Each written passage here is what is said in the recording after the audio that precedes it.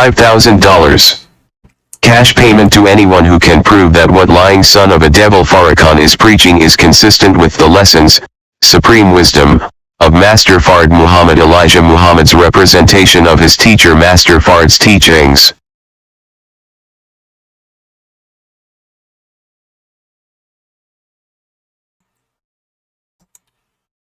Assalamualaikum, sisters and brothers. Well, that goes without saying because he doesn't. No need to elaborate on that because any check, any check, and you realize that's true. But they don't check, so that's up to them. We have to just go and check what he's saying, check the lessons, and you realize that he doesn't represent anything. Hold on, guys, I have a technical issue right here. It's on real quick. He doesn't represent those teachers in any way. Not in any way. That's why his teachers, in fact, he actually opposed them. We're not going anywhere. When he said we're supposed to stay here, he said we're not going anywhere. He loves the devils, they are brothers. That's why I said no, they're totally wicked, 100%. He'd be removed from the planet. Totally against his teachings. I may have to restart, but I still think I have an intent to share, but let me see how far I can go.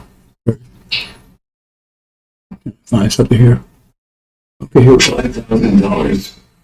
Cash payment to anyone who can prove that what lying son of the devil Farrakhan is preaching is consistent with the lessons, supreme wisdom.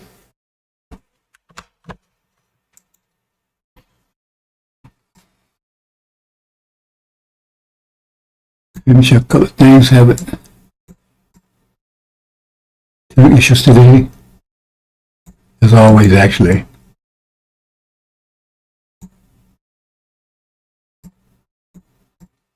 Okay, see if I can resolve them.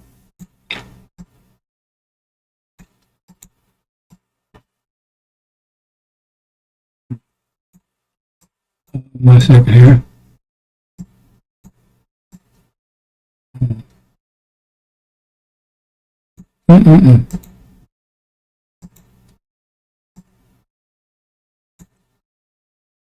Okay, so what happens here?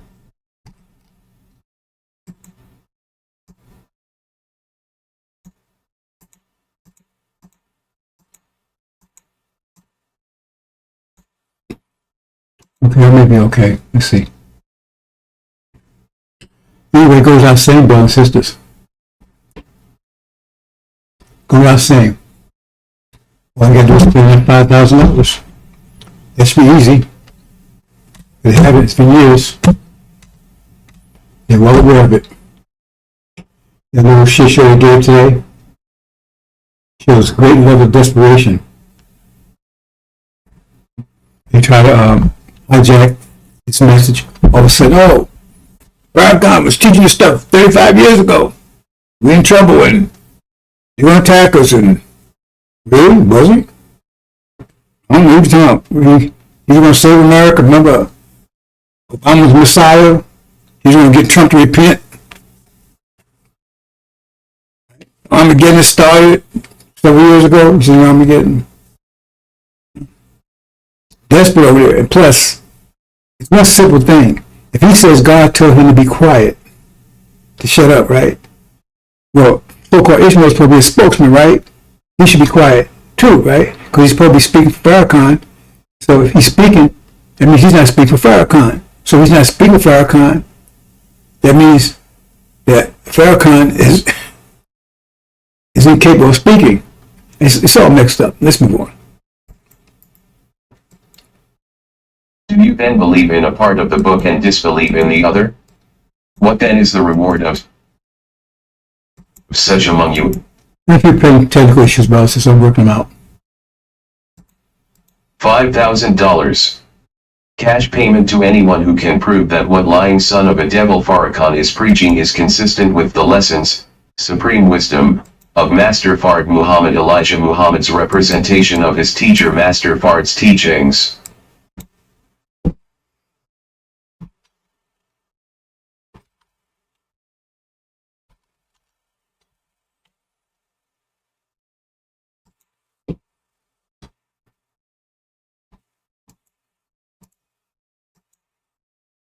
you then believe in a part of the book and disbelieve in the other?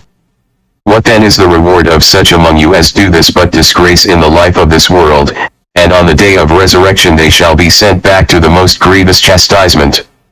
And Allah is not heedless of what you do.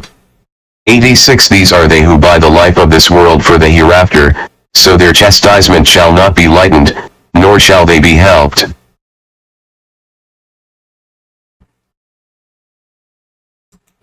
Now I have a video that I'm going to play. It's going to take a few minutes.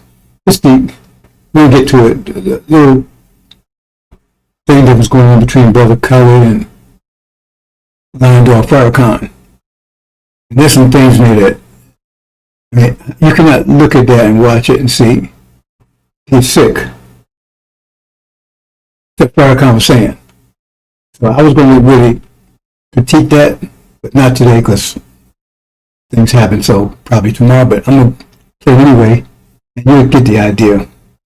But primarily, I'm critiquing the BS that went on today. Total shit show. On top of that, I want to make some things clear. See, some things, it's like, you can't go to kindergarten and teach children algebra. It's a waste of time. There's a lot of things I like to talk to you. It's on a mathematical scale, but you're still stuck down here in the so-called second dimension, so to speak. So I start talking third dimension, I just lose you. But these things you need to know. So let's see what happens. These clowns here, they do it all the time. They bring part of the book and just of it. Now go through it quickly. All you gotta do is three things that Elijah Muhammad emphasized. I was there. Right? Talk about Malachi, right? Talk about Exodus, right? And Genesis. What about Genesis? Genesis was where the covenant was, that was made, the prophecy that was given to Abram, and the result. The covenant. That's what a covenant is, right there in Genesis. Now they talk about that. They actually recite that. Exodus tells about her journey from start to finish. They talk about that also in detail. And then Malachi, they talk about that also in detail. But it's three things they eliminate totally. And each one of those is one thing, they're all connected. Let's start with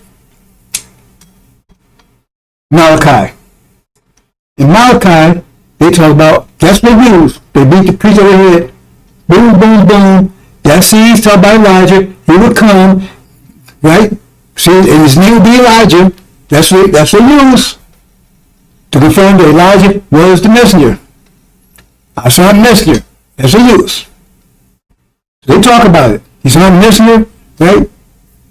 And then, right next to it says, now send he prepared a way before me, the messenger of the covenant. They never talk about women. Elijah prepared a way for another messenger. They say he's the last messenger. But it says right there, he prepared a way for another messenger, the messenger of the covenant. What covenant? See, they don't talk about that at all. It's right there, right? The next sentence. Why? Okay. Let's go to, who's this messenger of the covenant? Let's go to the covenant. Where's the covenant? Okay, now that's Malachi. It's going to change. It's covenant right there. This day, I make the covenant. God's telling me that after 40 years, that they talk about the 40 years, you return to your land, and they tell you exactly where it is. Not, you got to pick some, that's the Mississippi River. They know, tell you exactly between the river Euphrates and the river of Egypt. That's right? And that's, look at the map, that's exactly Arabia. No ifs, ands, and buts about it. Not in Arabia, Arabia. Don't mention that. Don't mention it. But they mention about the 40 years here will be afflicted, enslaved, 40 years, and after that, that'll be the reward. So by being the reward, that means that wasn't a punishment, as Farrakhan is telling you. It was a sacrifice, and because of that sacrifice, This will be your reward. You don't get a reward for being wicked and evil, like he claims. It's right there. But they never mention it. It's right there. They mention the first part, don't mention the second part. Same thing in Malachi. So who is this message of the covenant? Okay.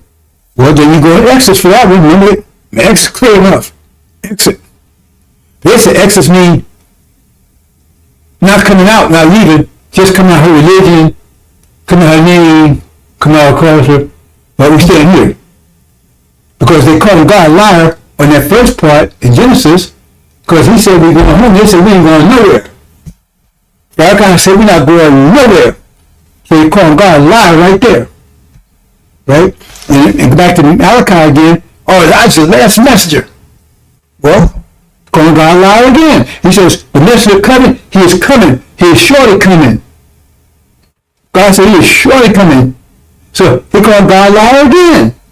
So he said, ain't nobody come after Elijah. Then, but we're Farrakhan. Well, there's somebody that's cursed with a curse for robbing the nation. So somebody's robbing the nation. Who that person is, it tells you right there, he's cursed with a curse. So is Master Muhammad robbing the nation? Did Elijah rob the nation? Well, they only talk about the Master of the covenant, because he's the one to come and save the nation. So who's left? Who has control of the nation? Master Muhammad set it up. Elijah Muhammad maintained it for 40-some years, and then eventually gets the Master of the covenant with full covenant. So somebody there had control of the nation that was robbing it. Well, who could that possibly be? Right? There's a third person there. Got the God, got the Master of the covenant. So there's a third person there that have control. Right? Okay, who's that third person? Well, let's go to Exodus and see. Because when this third person could be somebody after Elijah. Between Elijah and the Master of the covenant. Let's go Exodus. Got the God, again, Elijah.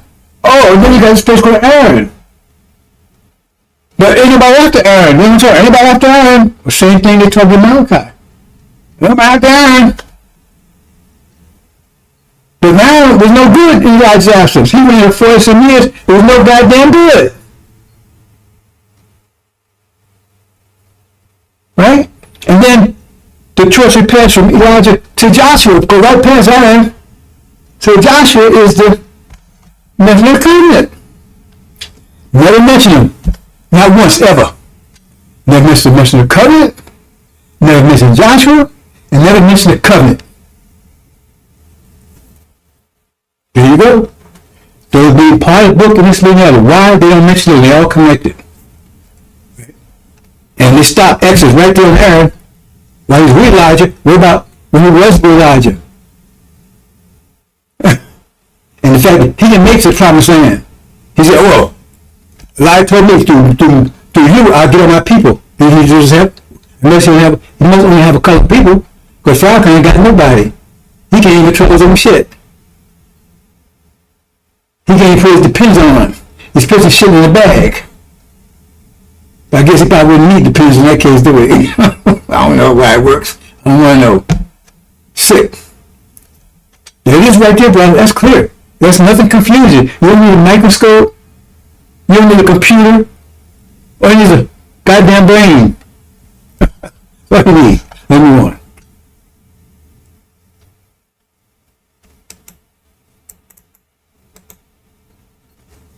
Here we go again. And tell me, I give $5,000 if you can show me what you're about to see here has anything to do with Elijah Muhammad. $5,000 if what you're about to see here has anything to do with Master Muhammad or Elijah Muhammad. Anything they taught in the lessons, anything.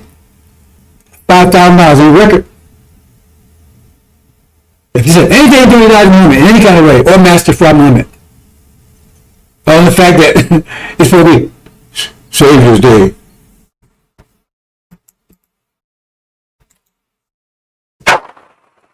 I gotta do this.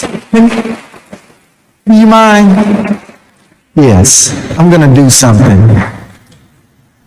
I don't want to put my brother on the spot. See, this is this. This is something else. Love and faith transcends color. And the reason why we embrace Father Flavor as a brother is because we find him on the battlefield of justice, being a true disciple of Jesus. And the last thing I'll say is you'll never call us racist. Yes, sir. Yes, sir. Because this day that we honor Yes, sir. Master Fard Muhammad, if you see an image of him, put his image up. Yes, sir. That's the man whose father was a black man and his mother a Caucasian. And how many of us have a parent that's a Caucasian or grandparent? It's not about color. It's about our submission to the will of God. And in that we find common ground in unity. So I'm only one shade lighter than you. And Mustafa may be 4 more shades lighter. We a family.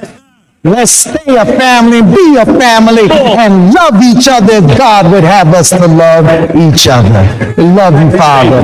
Happy Savior's Day.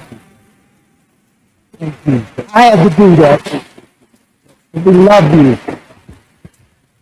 One more time, brother.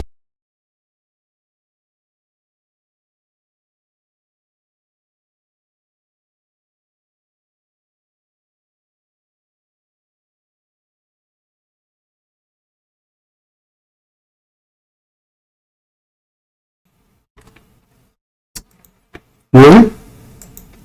$5,000. Someone has any connection to Master Muhammad, Elijah Muhammad. The Benjamins, that's what all about. They stole everything. He claims in his video we showed you that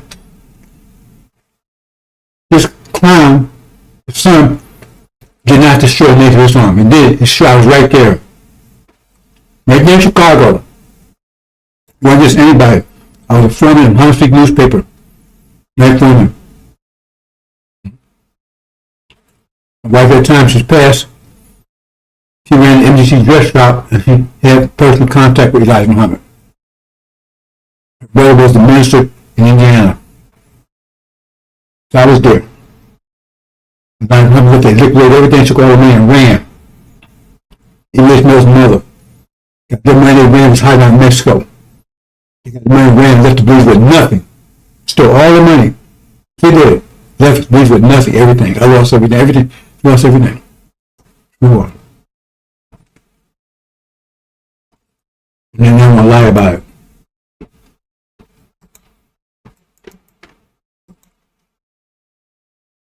What's this? Why are you courting the devil in the year 2000? So you can be a big nigga. I'm the nigga that all the white folks, all the white folks have to come by me because I'm the big nigga. No, you're a little nigga. And in the 21st century, you shouldn't be a nigga at all. Stop playing games with the lives of our people just so you can move in a seat in the Senate chamber. Why are you courting the devil in the year 2000? So you can be a big nigga. I'm the nigga that all the white folks.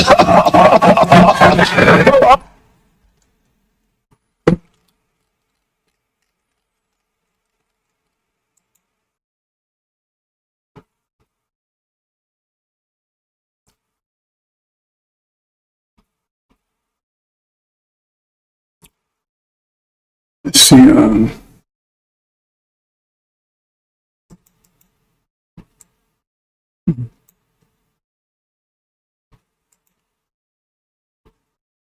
Why are you courting the devil in the year 2000? So you can be a big nigga.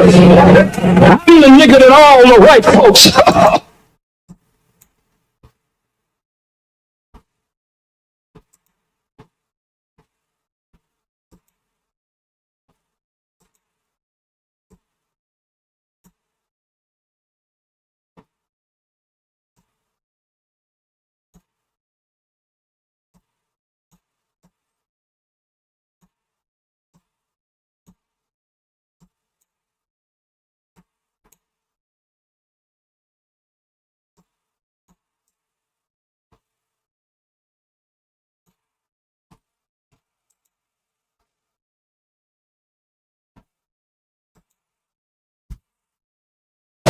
you courting the devil in the year 2000 so you can be a big nigga.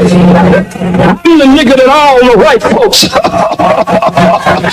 all the white folks have to come by me because I'm the big nigga. No, you're a little nigga, and in the 21st century, you shouldn't be a nigga at all. Stop playing games with the lives of our people just so you can poop in a seat in the Senate chamber or poop in a seat in the mayor's office or just poop anywhere. Just glad to be rubbed on the head by the peckerwood. This must stop. Negroes running around in the year 2000 talking about they had a near-death experience. That's what To my Farrakhan here, so-called near-death experience. So make sure you understand this, brothers and sisters. I said, and we got something for your behind in here tonight. I'm going to speak everything that is on my mind, and there better not be a damn person on the front row, the second row, the third row who jumps up and holler, "Get out of my pocket! Get out of my pocket!" And if you start running down one of these goddamn aisles, we will bury you right here in the Opera Dempsey Auditorium. Keep your behind in your seat. We're in the 21st century. Our people are poor, hungry, ragged, naked, and out of doors. Our people are being murdered on a daily and consistent basis. And so you come say you had a near-death experience. And talking about Farrakhan. Talking about Farrakhan. So, you're a changed man now. You want to see atonement. If you said anything against any nation, any group, Friends of Million Man March. Atonement. Talking about Farrakhan. any ethnic group, all races should now come together and pray for world peace. Pray for world peace with the devil? You mean you wait till we get to the year 2000 to start sweethearting with the devil? The Holy Quran says Allah will give you a devil for a companion. And that devil will lead you step by step to the chastisement of the burning flame. The white man hasn't changed. You've changed. Now you turn and lick up that which you have been blessed to heave. Like a sow, clean, you now go back to the mud to wallow in the mud. Come on, Farrakhan. In the name of universal brotherhood, understand that bringing Wallace Muhammad to this year's Savior's Day, See? Come on, Farrakhan. one of the biggest hypocrites ever to come up among black people in the history of the black nation. If you're with Wallace Muhammad and you don't like what I'm saying, it's best for you to get up and chip on out. We're not going to allow you to stand up and interrupt this meeting. We will remove you from the meeting. So if this bothers you, just get up and leave, because we're going to speak the truth here. Wallace Muhammad destroyed the work of the Honorable Elijah Muhammad. He said when he spoke in Atlanta, Georgia. Absolutely, I was there. He destroyed it. If it was this about it, I was there, present. 1775, when he departed, last night departed, I was there. Lost, destroyed it. He was officially out of the nation. Officially, they're trying to make like, well, he came, he was not. He was officially banned. We got to take him even saying it. He was officially banned. Rather than try to say, no, he came in, he did not come back. He was officially banned from nations in exile. He'd been off and on, finally last time he said, that's it. Officially banned. In 74. Officially. He's not come back. He was not in the nation of Islam when the nation departed. That's a fact. And we actually have a tape, and we went to our final tape, him even saying it. Say he couldn't have no contact with even his family, not even his mama. Him saying out of his own mouth, Wallace. That if America is attacked by a Muslim nation or an African nation, that he would fight on the side of America. I'm not lying on him. They even printed the transcript in some back issue of the AM Journal.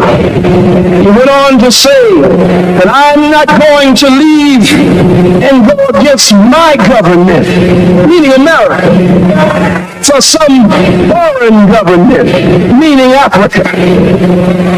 This is a sick Negro. He brought in the American flag.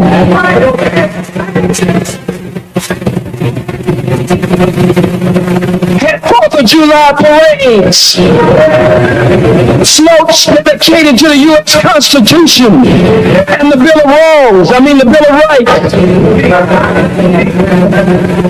Let the devil right in the holy house of Muhammad. The white man will never treat you right.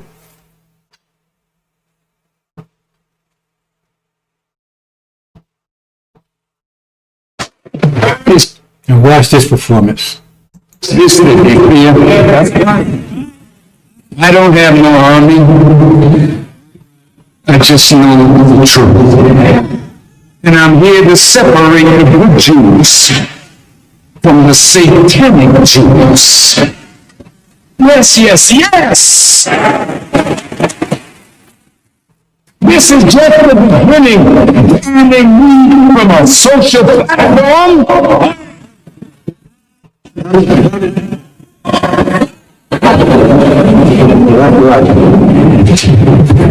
I use that platform with respect.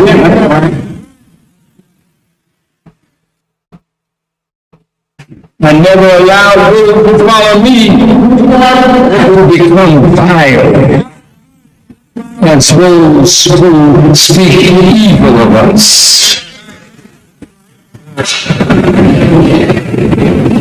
So I am dangerous, not to you,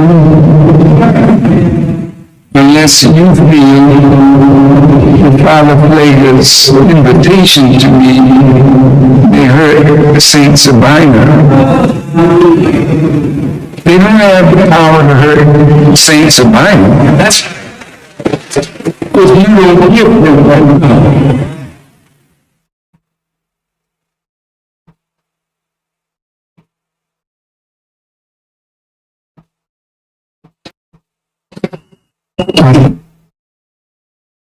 Thank you for listening to me. I have not said one word of hate. I do not hate Jewish people.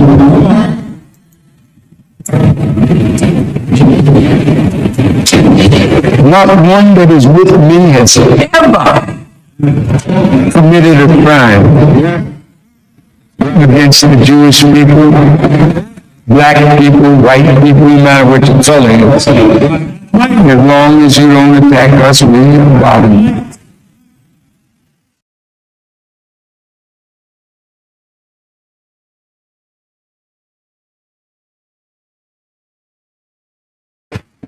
So you met me tonight.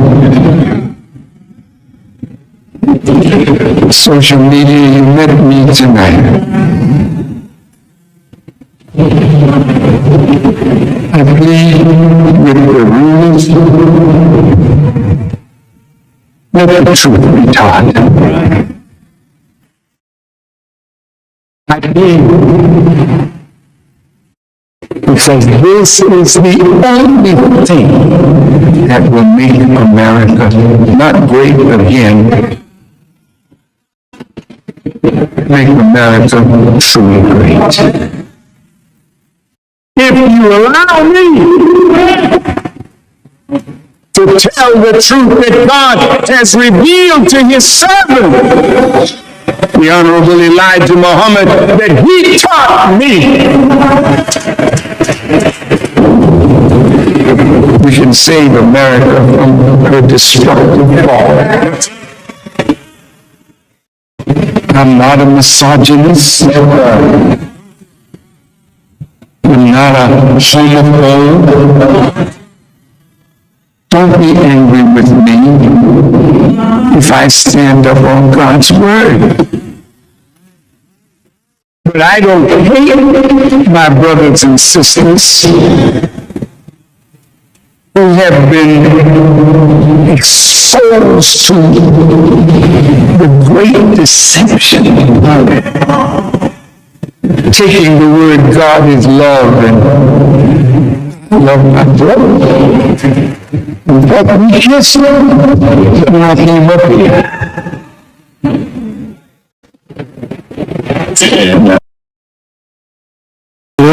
He kissed him, kissed the father flager. So he kissed him as a camp. He's celebrating that. He kissed father. This is what he said afterwards. I got another one. I'm not going to play it now. That goes more detail. He responded directly to it, Brother Khalid said, and it's pathetic. I'm just going to play this one today. Perhaps tomorrow I'll probably play the other one. He responds directly to it. Brother Khalid was saying. But he's just saying, he kissed Father Flager on his way up to the platform. We have a picture of him doing it.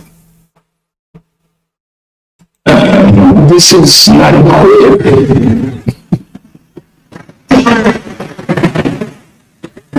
This is straight up love. Love Father Flager. So tonight, go home.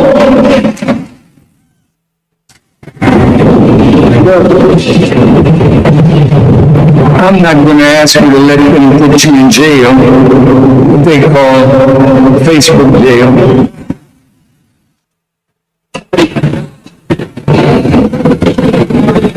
We have a teaching about the maker of the white race. His followers were put in jail. I wonder, is it Facebook jail? And everywhere they looked, there was another one. Till all the jails got filled up. And that's when the president said, I think I better go and start a dialogue with Farce. Because this false mess to give you civil rights and take it back. You owe us. And I'm here by God's permission to tell all of you what justice looks like. It's not a white woman, a TV show, in a nice car, in a nice home. I got all of that too. How'd you get out of that, Farrakhan? You're multi-millionaire. You don't have any business anywhere. How do you become multi-millionaire? Today's Islam is not profitable. It's not prospering. How do you have a tip anywhere? Well, they call them mosques now. Study groups, little kindergarten places that you rent or that you use for a night or two. So how do you become multi-millionaire? Plus, your lying-ass idiot son, he's a multi-millionaire too. So-called leader of Nation Islam. The so-called Supreme Captain. So how did you have all that, Farrakhan? Where'd you get it from? We know you're a pimp because you got the sisters out there doing fundraisers for you because you can't get the males to do anything. I know I was there. I was over there. Couldn't get them sell 5 papers. My mom had 300 papers a week. Can you 50? Oh man, can you do 20? Can you do 5 a day, a week? We're going over there. That's just how doing fundraisers. Going over there. You're sick. Pimp. That's that guy's money. Plus, he gets money from Saudi Arabia. But stop talking about we going home there. He gets money from there too, and from the government. That's where he gets his money from. I ain't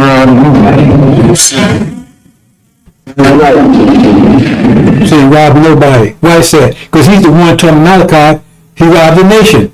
Curse with a curse. Now, anybody that's listening to this, if you're a male, tell me what would you consider a curse? Shut it down. Some think dying is, shut it down. What would you consider a curse? I guarantee it's universal. If you take Farce out of the picture, because that's going to distort your vision. If you was castrated, had your ass blown up, and all your male parts destroyed, you would consider that a curse. Universally. And that's exactly what happened to him at 55. Maybe he was 90, so well, 90. But at 55, time of life, you're a man, you're an asylum, or gives our home, you're a bad man. You're a dog. At 55, you turn into a fucking eunuch. Is that not a curse? You can't be repaired, can you? That's happened to him. Pissing the shit in the bag since 55. Right? Okay. And that what he just said? Says he ain't robbing nobody. He's robbing the nation. Let's move on. I love you. I love you because God loves you and wants to free you. Love your money. From the grip of Satan, that we may build a righteous world, and Father Plaguer will be in it. You hear that? They're going to build a righteous world, and Father Flager, a devil, stone cold devil, is going to be part of that world. I don't want no parts of it. If that's paradise, leave me here in hell. Listen to him.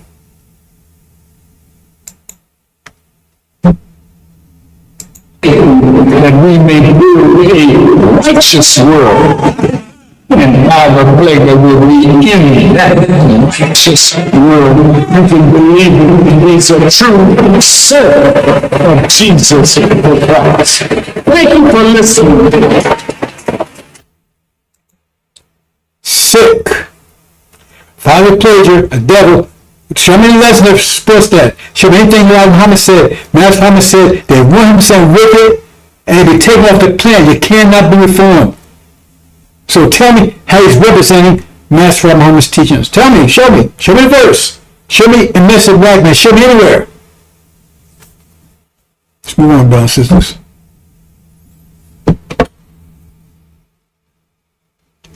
Okay, let me resume.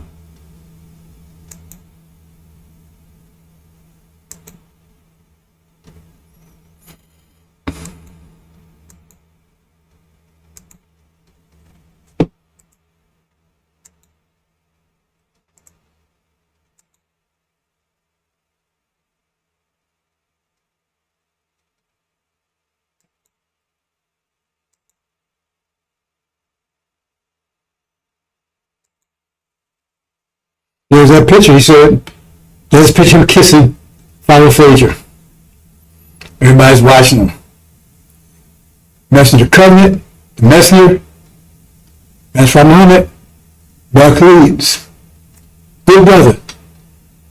If you were around when Elijah was around, F.Y. was around, he had the spirit of what F.Y. was like when Elijah was around. That's why Farce had to get rid of him. See? Because you're a punk running around, shall I say you can gangbanger, and a real gangbanger come along, and they see you another little faggot, you gotta get rid of him. Because now he exposed you, you see the real thing. He walk around, visual broken. See? Because, well, he represented the real thing. He was making Farrakhan, showing Farrakhan to be who he is, a punk, a liar, devil lover. That's what he had to get rid of. That brother didn't die a natural death. Just like the same thing Ali. Ali, his mouth, right? The man impressed people. Then all of a sudden, boom, he can't talk. Oh, he can't talk. He can't, that was just an accident. His brother's a doctor, PhD, intelligent, smart, and all of a sudden he got brain aneurysm. Look at a young man, you believe that? They poisoned him. They trying to poison me a couple times too. Okay. Good brother, Brother Khalid. He is the Spirit. I recognize him. He'd been a powerful FOI when Elijah Muhammad was around. He was out of time. He was dealing with the wrong person, Farrakhan. Farrakhan couldn't have him around here because he showed what it really looks like. He was teaching the lessons. He was teaching all Muhammad's teachings. He didn't do anything wrong as far as Elijah Muhammad, but Farrakhan, that was totally early. He was showing Farrakhan up because he claimed he was representing Elijah Muhammad. So the real thing came along and it showed that he wasn't doing that. The real thing came, that's the real deal there. Oh, and Farrakhan, shit, that's fake. We had to get rid of him. They tried to kill him several times. Brothers. Here. Kissing on brothers. And I showed that picture to one of the nigger bus over there about a year or so ago. Oh man, that's Photoshop. That's Photoshop. That's Farrakhan. I said, okay, whatever. Couldn't believe it. That's Photoshop. You made that up. Really? You got tongue kissing to me. Right? They're having a good time there. What's that song? What's that song?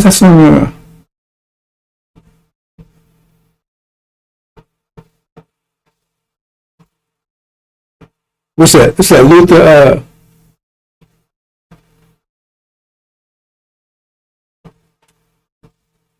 I don't know, I can't think of it. Right. But the point is, the bottom line song is,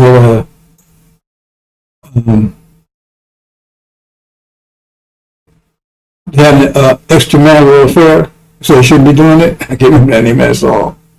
Right. So, hey, he can't do his wife anymore, so I guess maybe Father Frazier. No. No, give it there. That's some deep kissing to me.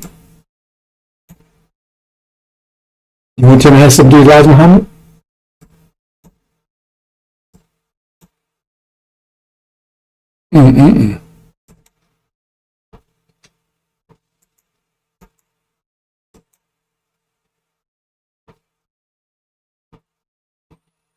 Let's read a couple of things, brothers and sisters, and I'll get to my main point here. Okay. Abomination of desolation. Look at abomination. It's going on right now, but no one's talking about it. That's going on in the Middle East right now. I want to talk about that maybe later on in the week in more detail.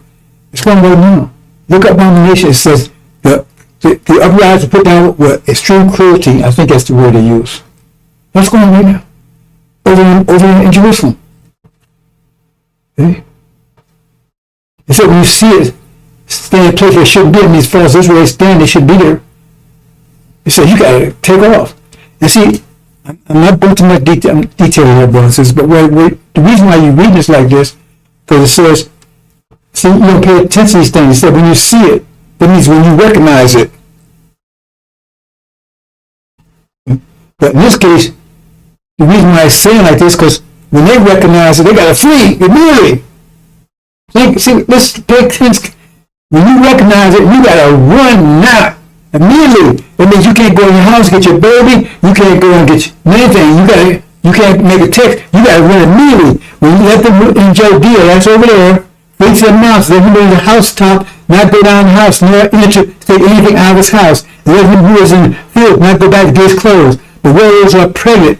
See, that's when women's pregnant, America's pregnant with us. So America's a pregnant one. That's what we're talking about, road to. But the bottom line is, it says that, and I'm going to get to this part where it says, being winter, that's a good one. I got that one yesterday. I'll get to that later, maybe, not today. The thing is, well, let me touch on it a little bit right now. See, but anyway, let me get to my point. They said, see, the point they tell you is, if you don't recognize it, if that's what you got to do, you recognize it, I mean, you recognize it too damn late. You see, when you see it, when you recognize it, but this it just start happening right then. And the reason because Farrakhan's people, they're blocking you from getting it. Because if you saw it before that, then you wouldn't have the free in that condition. And if you don't recognize it, then you're dead. Because if you go in the house, you're going to be dead. That's what it's telling you. So if you go in the house, you'll be dead. It means if you don't recognize it, if you don't see it, then you're going to be dead. If you do recognize it, right, then you got to flee immediately. That's because you recognize it at the last minute. Too late almost. But if you recognize it before that, you wouldn't have to be fleeing like that. That's what's telling you if you understand it. So I've been so busy, like I said, that's why I tell people I can't be monitoring people. I got to pay attention to what I'm doing, total focus, because I missed this here. See, because it tells you, it says, pray that your flight be not in the winter. Now, other verse says, pray it don't be the Sabbath day or the winter. And I always focus on that. And I just noticed that they mentioned Sabbath day. That's it. If it's Sabbath day, if you understand the Sabbath, like you understand, they tell me, pray it don't happen between October and the 21st of December, if that's what you consider winter. Some people consider December winter. Depends on how you look at it. Right? So that means prayer don't happen, right? Don't happen before September on the Sabbath. So in other words, because they say Sabbath and winter, it means you won't have between that time. You won't happen in September, and you won't happen in the winter. So there's got to be some time between that, between October and 21st of December, or December if December is, you said, the winter. So that locks you into this October and November for sure, and maybe October, November, and 3 weeks in December, maybe 3 weeks in December. So that's said this way, right? Because one tells you it's in this period of time. The one other one just say winter. So they're looking at the other part. So what they're telling you is that it depends how you look at December. Whether it happens before December or before December 21st. What's going to happen today now? So I leave it there. I know a little more about it than that, but I said, wow. So that's why I said I got a contract. I can't be bothered with other people and worry about all this stuff, because I blew that one. I missed that one. It always says between winter, Sabbath, and winter. So it says it's got to be in this period of time. And I said, I was reading, oh man, why have I missed that one?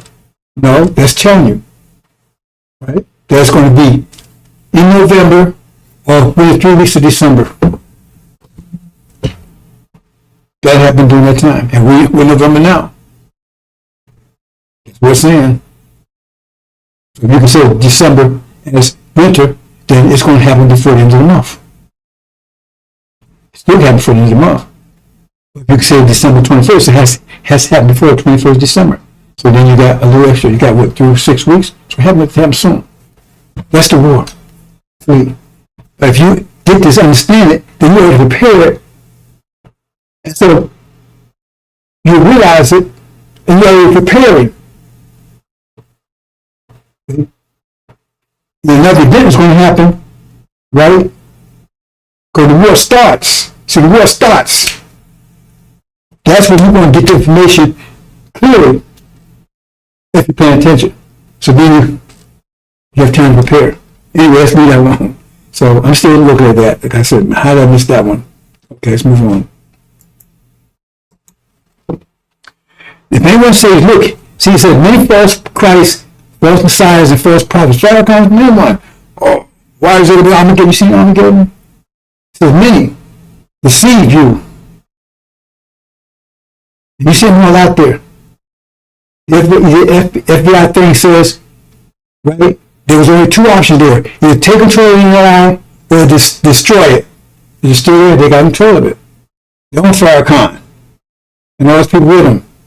What was the person, false Christ and false prophets? Deceive you. It said deceive you as to what's happening. They're not telling about the covenant, they're not telling about the covenant, they're not telling about Joshua, and plus they're not telling about the abomination of desolation, when it's clear that's exactly what's happening right there, right now. It's clear. So the uprising was extreme cruelty, something that's the abomination that's going on right now. But no one else talking about it except me. I've been spinning out. In fact, I was talking about it before it even happened. I got a link in there, I believe, to show you that So years before it even happened, the abomination of desolation called it exactly that. So it happened there. But they ain't talking to you about that. Let's move on.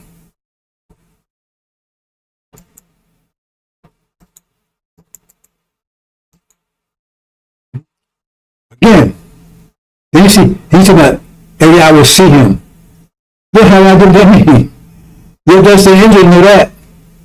They're talking about every eye in the universe will see him. That's not impossible. It's not possible. Or everybody will see through TV. That's not possible either. Everybody will have TVs. Some people blind. How are they going to see? It's not talking about that. See, that's how stupid they are. You have to understand the angel, understand what that means. There's 7 spirits called 7 eyes. That means they're going to see him. That means the original nation, everybody in the original nation will see him. Read Revelation. They're called the 7 eyes. Those eyes are going to see him. See? That's what he's coming to. When they come to him, he's going to look at it. Right? They will see suddenly come a cloud of great power and glory. And they send angels and gather together his elect 4 winds from the farthest corner of earth to the farthest part. See? Those days after the tribulation, they be darkened, okay? The powers of heaven be shaken. That's about happening right there, right now. And many false prophets shall arise. See, 30. Because iniquity shall be bound, and a lot of money shall wax cool. All the deception and stuff going on. These people, they always still talking about, none saw this war coming. None saw this thing in the Middle East breaking up. Some Armageddon years ago. You seen Armageddon? None saw this. Now everybody knows all about it. Some still not talking about it. And the ones that have any, they have no solutions. So you say, amen, place on fire, but don't tell her to get the hell out the house. What's the point of telling you? You just leave you alone. Talk about a problem, you tell them, oh, it's going to be a flood, no? Yeah, but you get a solution. Bring a boat.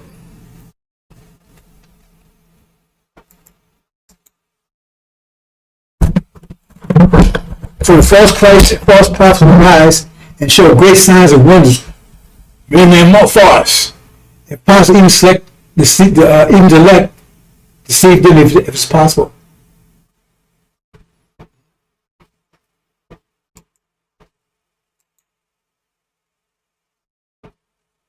But and false prophet and false teachers and prophets, that's false for all kind of them, who will secretly bring in destructive heresies, Scientology and stuff. We ain't going nowhere. Not the last message, which clearly says that's not true. It clearly says, look at Malachi, it truly says he's not the last one. Message of covenant will succeed him. Joshua, take his home, rest inside. We actually go, Elijah Muhammad said we were even here. The covenant said we facts over us. Clear heresies. Bringing destructive heresy. It will secretly bring a destructive heresy. So claim he's God speaking to him. Yeah, ain't no God speaking to him. If he did, so nothing happened without God's permission, he burned your ass up, didn't he, Farrakhan? If nothing happened without God's permission, then who burned your ass up? You just said nothing happened without permission, so why he won't burn your ass up? He's such a good servant. Oh, he's a good servant. I love you, a good servant. See? Let's burn his ass up. Let's blow his ass up. See, he still love me. You love me now? You like me now? Farrakhan, you like me now? How you like me now, Farrakhan? Bring your ass up. How you like me now? Shit. and many will follow the destructive ways, because whom the way of truth be blasphemed. Everyone hears truth. That guy's cute. He's so cute. He got a nice little white pig's hair. Right? He looks so nice. He's handsome. That's what Ishmael talks about him. Are you sleeping on Ishmael? Yeah, Ishmael talking about, oh, look how handsome he is. What's going on there? You know the so-called second man Farce? See, he lied about the first thing. He built it. A lot inspired. What happened to the second one? Nobody showed up. Because you took credit for something that wasn't yours. It was those ministers that supported it. So they said, hey man, they buy us second. Okay, you the one did it, so now do it again. We ain't gonna help you. Nobody showed up. He didn't show up himself, the coward.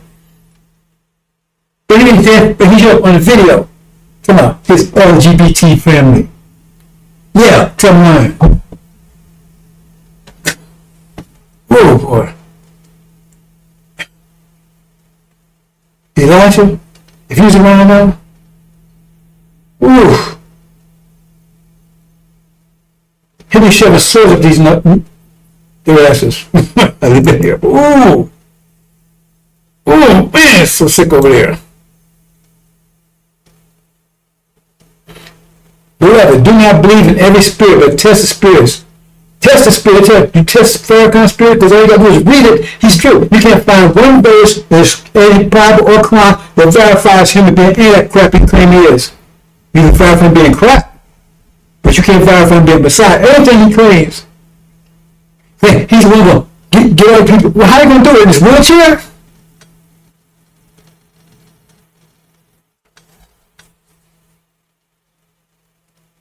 Let's move on.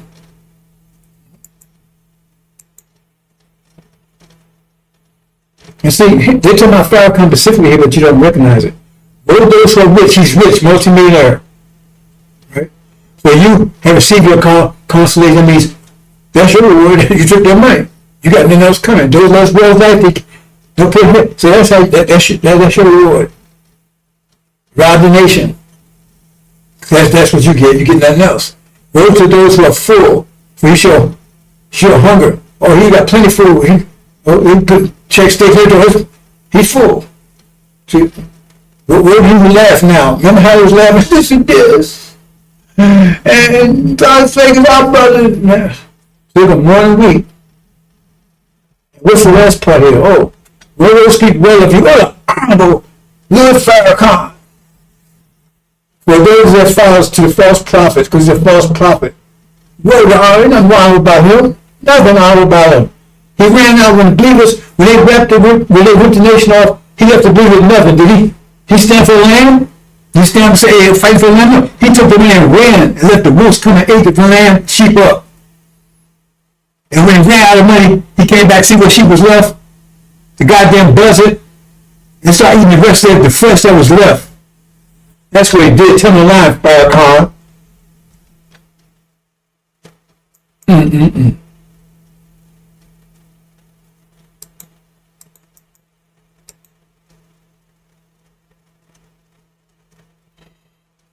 Okay, I think I'm going to get to my main point here, brothers and sisters. Let's see what I got. Okay, here I go. Now I'm going to cut it short after this. Now, what I'm showing here is, I'm trying to explain to you, I'm trying to get you mathematical, because I know people don't understand this, but if you can understand it, or you can think about it, because this gets more, this is mathematics, but it's getting more complex. I'm giving you basically a subtraction. See, it's like you get somebody a tool, get somebody a paintbrush, right? Or somebody, color, somebody else, hey man, a portrait. Depends on how good you are with the tool. And so I've been giving you the tool, but I don't see anybody thinking, you know, not use the tool yet. This, oh, well, okay, I can add 5 plus 3, 2, okay, but can you take the next step to a multiplication? Can you take the next step? No, you stuck right there. So see, we got energy deprivation. So if you say, I'm giving you general. Everybody get, if you, well, it's pressure, I'm just going to get cut to the chase, bosses, because I'm not going to explain all this from start to finish. Everybody gets the same amount of energy, period. There's no ifs, ands, or buts about it. So if you get $1,000 a day, for instance, what's energy? Right? Okay. But say you're a Lamborghini and it takes $1,000 a day to maintain that, well, you don't have the money for anything else. Right? But if you're a BMW, depends on what model, your left hand or right hand. Right? See? Half original. Depends on what half. Right? And that's why Muhammad half original. Right? Oh, I forgot the name of that again. They call it Nephilim, I think that's the name they use. Or you're a demon. Right? See? So you can be white skin and original, or you can be black skin and devil. So, but they say the same, they both half original. So, they only need $700 a day to maintain them. So they got $300 a day for other stuff. And take the voice like Billy, he only need $200 a day. So he got $800. You got $800 a day for other stuff. While you Lamborghini, you don't have money for gas or anything. You understand? So if Lamborghini needs $1,000 to maintain it, he got $1,000. You don't have anything for anything else. So he just set it in the garage. Other one, he needs $700, but he got $300 to work with. Other he needs only $200. He got $800 worth to work with. You understand? So one has nothing to work with. One has $300 worth to work with. One has $900 worth with. That's that right? If he only needs these $700 to maintain, he only got $300 to work with. One has none, one has $300 to work with, and one has $800 to work with. Because he only needs two. Understand that? Okay. So here again. So we're the Volkswagen Beetle. You got the demons of Nephilim, and that's why Muhammad's a Nephilim, Farrakhan's a demon. His father's a devil. He's a black-faced devil. And Muhammad's a devil, but he's original. So they're both in the same category. Right? BMW, but one's left, one's right. Then you got the Volkswagen Beetle over here. Right? Okay, he don't need that much. So what I'm showing is, see, the green is how much energy you're getting. We're all getting the same amount of energy every day. But here underneath, he got a lot left because he only needs that much. Where you see the white at. He needs this much of it. You see the black at. Right? For the demons and the Nephilim. He needs all of it. He don't have any. He's using all of it up. So this is the power. So that's how much power he got because he doesn't use that much. Look how much power he got. He's got power not as much as him. He has no power at all. You understand that? He has no power at all. So he has no power over both of these, not as much as this, but he's got more of this side. So yeah, this has no control over himself at all. This has total control all of it. That's the devils. So, and if you look at the so-called field, well, we was in the fields, and this was the house niggas. And this was NASA. He had enough control all, but he had enough to get in the house. We was in the field. I'm trying to get a basic mathematics to this, brothers and sisters. So I'm trying to take a little deeper here. We talk about quality and quantity. Universe contracts and expands. So as it expands, there's only a certain amount of energy in the universe. You can't create energy, you can't destroy it. As it expands, there's less energy here on Earth. The Quran tells you that. Heaven and Earth is one. So get less, so get down to the point where we don't have enough energy to maintain ourselves anymore. So we make a Volkswagen Beetle where he can rule. Adam can rule. But because he don't need that much energy, he can rule. So the green is how much energy you have available. But this red means how much do you have discipline to turn into power. The arrows represent power. So without discipline, well, you just have the green here. He's had a green. He has still had none. Right? Because power is discipline times energy. So we don't have any energy, so we have no power. He has energy and discipline, so he has this much power. He has energy, more energy, so he has this much power. But if he has no discipline, then he has the energy here, but he won't have any power. So let me show that. Can we show that for a minute, maybe? Give me a second here.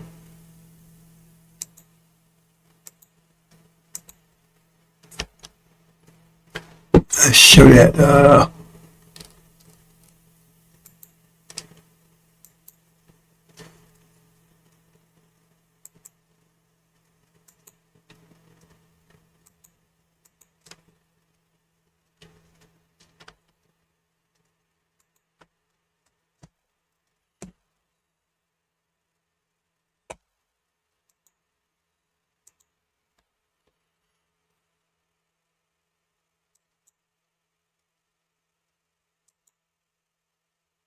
Okay, so this shows just how much energy. So without discipline, they just have energy. So he has a lot more energy, exposed energy than this has, because he needs a lot of energy to maintain itself. We need all the energy to maintain ourselves, right? So that's how much energy he has. So if you apply discipline, then you turn the energy into power. Like pressure. Power is like pressure, right? Greater power overcomes lesser power by definition.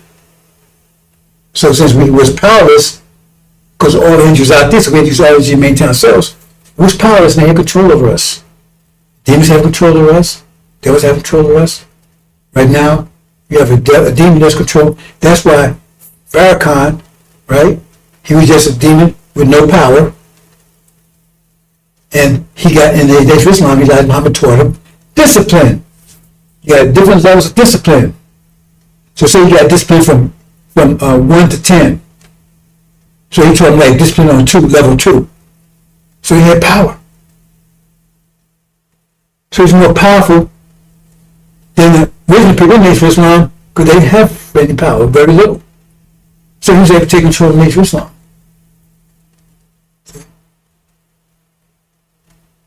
I'm just giving some short things here. That's why he's in control. But that power is turned to mental power. So he's able, because they say, how in the hell was he able to do that? Well, you see the math of it. That's why they got to be separated. Because as soon as will come, he overpowered them.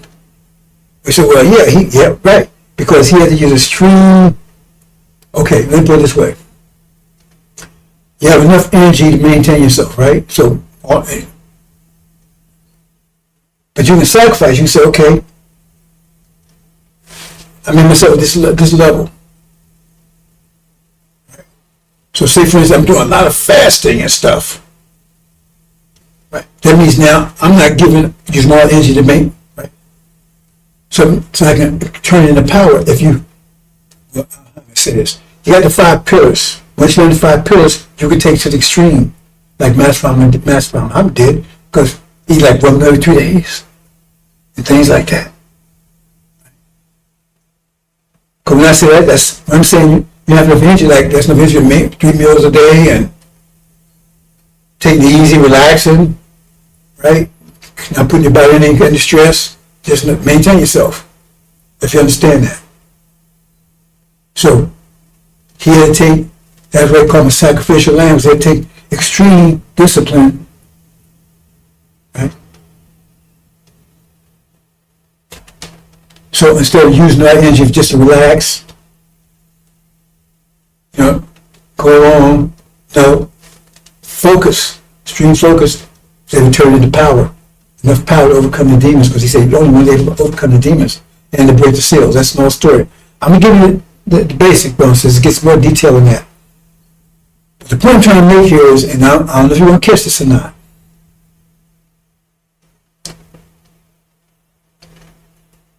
$1 million ship farm is equal to $1 million gold mine. We're worth $1 million. But who has the power has the control. Power is controlling force. Power is a controlling force. You have all kinds of forces, but power is controlling force. Like brakes and stopping force. Power is controlling force. So if they have power over us, they can control how we manage our energy. They can say, well, no, you can't have steaks, you got to eat pork chops. Well, they control it, so they force us, right? So we got $1,000 a day come in. They say, well, yeah, they control the nature quality of that $1,000. So instead of you getting nutritious food, you get $1,000 worth of pork. It's worth $1,000. Worth $1,000 worth. If you understand the danger here, by being in there, Farrakhan tells us to stay here. They control the quality of our energy that we get. Plus, they can teach you not to have discipline. That's what Christianity is all about. No discipline. So even if you have the energy, you won't get power because you have to apply discipline. And there's nothing in Christianity that teach you anything about discipline. Then they taught us. You're supposed to get everybody, go along with everything, right? Party, have a good time, right? So-called prosperity doctrine that got out there. Ain't no fasting, or maybe eat meat, every Friday eat meat or something, fish something. No fasting in there. Nothing about discipline in there. See? So they teach you against discipline. So therefore you never get power under Christianity. So then what you have power? Because you by nature have more discipline than them. Problem is, you don't have any energy. And so they teach you against having discipline, just like a lion. He's more vicious and more powerful than any human being. But they train the lion up to don't use it. He's docile, even a dog. You got a dog in your house, that dog can kill you and you can't stop him. But you don't give him a domestic mind. But he has the power to kill you. Even a small dog.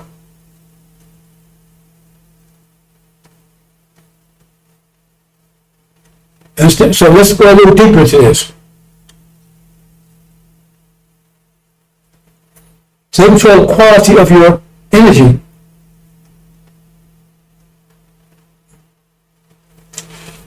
So they teach you against this, but hey man, no, go party, go see Jay-Z. Never go take energy for those things. So get you to extract your energy away from any kind of discipline. So they may take control over you. See? And then they have you going out here and remember, when they do that, the quality they have over you, I mean, that's coming from them. That means that's a reflection of who they are. But as angels, they will teach you discipline. See, it takes a nigger to make a nigger. That's the bottom line. If they turn us into niggers, that's because that's what they are. There's angels, they return to angels. And then they have us telling us, like so-called me-man Farce, yeah, we are niggers. See? Because we got to stop doing this. Raise your hand and say, I'm going to stop scratching my ass. I'm going to stop picking my nose. I'm going to stop beating my wife.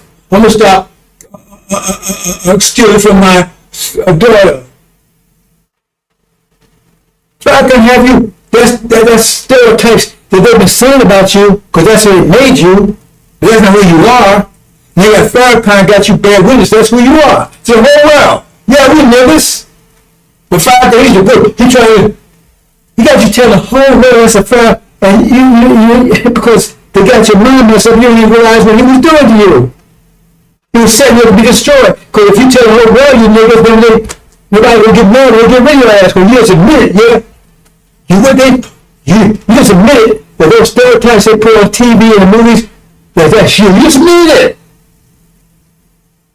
You just admit it, that's who you are. And that's who you are. We just admit it to the whole world. We're niggers. And we need to stop being niggers.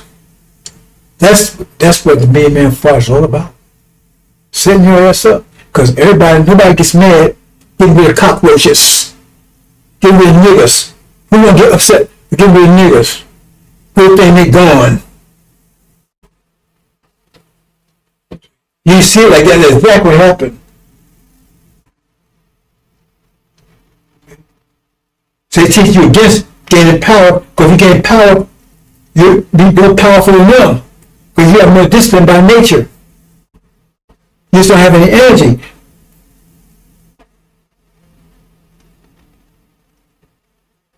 Right? But then again, at a point, if we live their lifestyle, survive in their lifestyle, we don't have any energy. That's why I should have said earlier. Because they teach their lifestyle. So living their lifestyle, we learn about getting by nature, right? All energy was just to maintain that. So living their lifestyle, we had no energy, excess energy, to turn to power. So like how became a different lifestyle. Disciplined lifestyle. Stop watching all these damn sports and stuff. Stop focusing on your family. Start eating one meal a day, one meal every other day, 1 meal every 3 days. But we'll take care of business, do something for yourself. Or suddenly, you wasn't in that lifestyle anymore, so you didn't need that much energy, because the energy you had, so you got party, hang out, smoke a little dope. See, because you don't need for that. You start doing that, all of a sudden you had power. All of a sudden you was a danger. You was a danger to America. So look at you. We got to stop that. Look at they. They're doing stuff. They take care of business, man. Things happen over there. And other black folks start picking up on that. Black folks start becoming united. Even though they wasn't listening, they were sympathetic to it. You had a gang problem in Chicago. You had a gang problem any place. We got them hovers around. All this shit's going right now. So how can the missionary march didn't address that? Didn't have all that. I was in Chicago. They had the black Keystone Rangers, and they was totally docile to Native Islam. They respect us, and they didn't put no shit. Well, it was the fact, right? Mr. Yusuf Shah was a vice lord, I think it was vice lords. He was a vice general or something. And then he came over with the messenger. They shouldn't contact with nobody about anybody.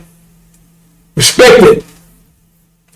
In fact, the so-called black Keystone Rangers, after the last month of the party, they call themselves become the most sons or something. They got to connect with Islam somehow. Okay. So that's the thing. They made lifestyle, because remember, they made some niggas to live their lifestyle. So by doing that, because we was in Holocaust, we had no choice. But then we start getting energized, then it's in their lifestyle. If you're in the lifestyle, that means all the energy you need, use it for that. No discipline. So you have no power. And so the ones that have the power, they control you. Okay? So that's what I'm talking about the Lamb. What he did was, he applied, that's why I said he had to come to Elijah's temple. And he got that discipline. He tried to discipline the power. There was enough power to overcome the demons, to begin the process of overcome, because it says he could consume the spirit of his mouth and destroy the body. So it's a process. He's stronger and stronger and stronger because he maintains that discipline. And this destroys them. There was enough power to break the seals. But see, as long as we're with them, see, their efforts keep us from gaining power, their lifestyle, and just like so far, say for instance, okay, here you guys, you just say, okay, now you need food, they have control of the food, right? Okay, you go in, okay, you want this food, but they control it. They say, I'm gonna give shillings what they gave us. They call it shillings now, that's what really called it, shillings, because that's what it is. Okay, they got control of the food, they have control of us. Okay, you want this food, you gotta work for me. So now they control how you use your energy. How you use your energy to get the food and work for them. Pick cotton. See? Don't discipline that. So they control how you use your energy. So they give you shillings. Right? They control the nature energy, nature of the energy you get in, because you so much, they say, well, you get $1,000 a day, okay, you're going to get $1,000 of shit every day, still $1,000. And try how you use it. So you never use for discipline. Well, you got to work for me. You still do it right now. You're an employee, you're a slave. Just that name they call now to keep you from getting upset. We're still in the same situation. Just slave, we call it employee now. And that's the solution to the problem. See, Farrakhan blaming you, discipline has nothing to do, sin and all that stuff has nothing to do with power. That's a deception. They tell you obey the law. Law is discipline. They tell you obey the law. Say the law is 1 to 10. Level 2, they give them discipline. We can go to 10, level 10 discipline. They can't go that far. We go to 10 to max. So obey the law. But they didn't teach us to obey the law. They best obey him. Say they do the females. They ain't teach females. That's why females subordinate. They don't have any power. Go there to it's still scripture. Obey. Obedience. Not discipline. They told us obey. Slave, follow, slave, not do slave, not turn. Do obedience, not discipline. So the females, same thing. So therefore they can maintain control. That's how Adam maintain control by teaching us not the law. Don't teach the females the law. Don't tell the law. Obedience. And they applied the law. The so-called Old Testament law. Because when they walked away from the law in the Catholic Church didn't preach law. They be all you do, and they would just believe in Jesus. For 1,000 years they had no power. They were in dark ages with no power for 1,000 years. And they broke away from the Catholic Church, started Protestant, protested, and they started following the Old Testament, the law. And then all of a sudden God got power again. That's the facts. But now they're losing discipline. Because see, they had to be taught discipline. And we ain't going to teach them discipline anymore. We don't need to be taught. They need it by nature. But just like a lion, he's wild by nature, but they got him tamed. They got domesticated. They control our energy. So they don't teach you discipline. Obedience, just obey the master, turn on the cheek, no matter what master do, love them. If I'm going to start teaching discipline, bam, then we get a power force. They'll come back, oh, no, Scientology, your mind, no discipline. He ain't teaching you any discipline. That's why I face Islam have no power now. He's getting rich off of you. Hope you understand, brothers and sisters. That's the wisdom of it. It gets much deeper than that. I'm trying to show you how. Once you understand how, then you go and start figuring out how to use it for yourself. As I said, Mr. Covenant, he figured out, oh, okay, it's discipline times. How can I increase my discipline? And so you got two things. You got the 5 pillars. That's a tool for discipline. The angel tells you how to use it and give you direction. So then you get there and you be as powerful as you want to be. And understand the parameters. See, like Muhammad told discipline, he didn't tell you how to manage discipline, the 5 pillars. He tells you knowledge, but he didn't tell you the source of it, the angel. A high level, destroy all this, bring a new reality. I don't know if I'm getting through to you, but that's why Master Muhammad saying put you in heaven overnight. You can change that around anytime you want to. But if you let them control, like I say, you doing Section 8, that kind of stuff, right? Okay, well they're controlling your energy.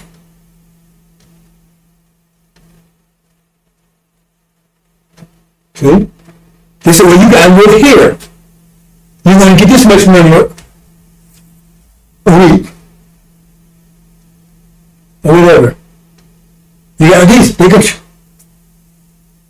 And what you don't realize is, if you wasn't getting that, you still get your energy, but now you control it. You still get the same amount of energy, but now it's in your control. But we fear doing that. Go, oh man, I'm going to be homeless. I ain't going to have anything. Because you don't realize they don't control that. They don't control the fact you get energy. They control the nature of it. If you let them. And when I start understanding, see, I was homeless for like 6 months.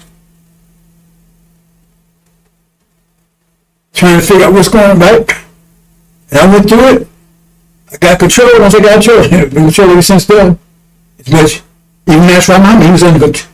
Here, they threw him in jail and that kind of stuff, right? Because if you're here, you're going to be under control to a certain degree. But when you get more, the more power you get, the less power they have over you. So he had that much power over him. They had something because he was here. And once we stay here, we have some over us. We want complete control of ourselves. We got to get out of here. And then we increase our power enough to overcome theirs, and then they destroy it. So you put enough pressure on something like cold. You put enough pressure on it, a couple things will happen, and you turn to diamonds or crush to dust. That's happened to us in the so-called Holocaust. Because they have great power over us, and plus they control our nature, so that pressure build, and some of us transformed into diamonds, and some of us was crushed into dust. Our natures was crushed. So we got black folks running around here right now. They don't have a original nature. They don't have a nature at all. It's crushed. I never talked about this before, but I'm going to give you a little thing. If you want, and those that understand Injil a little bit, the so-called fire red horse. You know, he don't have any nature, does it? But he's one of us. See, now, that's something I review. I never explained that before, but last of it, I can't talk about because I say you ain't understand the subtraction. If I said that before I said today, you probably understand. Had no idea what I was talking about. If you understand I said today, you understand I just said about that fire red horse. It's one of us, we have some nature. Nature's crutch. So what kind of person is he? How do you identify that person? What kind of person would that person be amongst us? We got demons. We got them too. See, I'm not identifying them right now. Well, I have in a way, but you probably don't recognize it. I said I'm gonna leave it there, bro. So let me see what else I got here. I'm telling you basic, man. So now you got to figure out how to use it. How it applies to you. You got to apply it. You can't come here and ask me to tell you. I tell you the basics, what's going on here. And every 50 years, we get an energy burst, more energy. So how is it so I got more energy now? Oh man, now I can really pay now. Man, I can really get some crack now. Man, I can really watch Jay-Z, man. I can be fired. I can party. Okay, good to help. And clean as well as life. You use it right? Instead of using it for discipline. Because our people are not disciplined. Because the devil doesn't want you to be disciplined, because you have power. And you have power, you overcome them. But you will have in a minute, because you'll be forced discipline, because they're going to destroy this national Muhammad. That war starts back over there again. This whole thing is coming in, you're going to force discipline, but the point is, it will be too late for some of you. Because you're going to flee in terror and panic. That's if you see, if you recognize it, because if you don't recognize it, then you're going to be destroyed. Because if they recognize last week, that means they got to flee and panic. If you recognize before that, then you don't have to go to that. He's already prepared, he's already out the way. But if you don't recognize it all, you destroy it. Because you can act in the house every day. You don't say anything. That's what it's telling you if you pay attention to it. And a lot of people are going to be in that situation because it says, my people lost for lack of knowledge. And why? Because these clowns out there, they're bullshit and they're going to pay a heavy price for it. Let's see what I got here, brother. Let me close it out.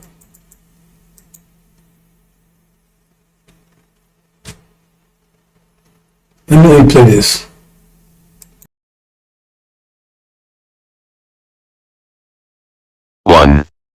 Now after the death of Moses the servant of the Lord it came to pass, that the Lord spake unto Joshua the son of Nun, Moses' minister, saying, To Moses my servant is dead, now therefore arise, go over this Jordan, thou, and all this people, unto the land which I do give to them, even to the children of Israel. 3 Every place that the sole of your foot shall tread upon, that have I given unto you, as I said unto Moses. 4 From the wilderness and this Lebanon even unto the great river, the river Euphrates, all the land of the Hittites, and unto the great sea toward the going down of the sun, shall be your coast.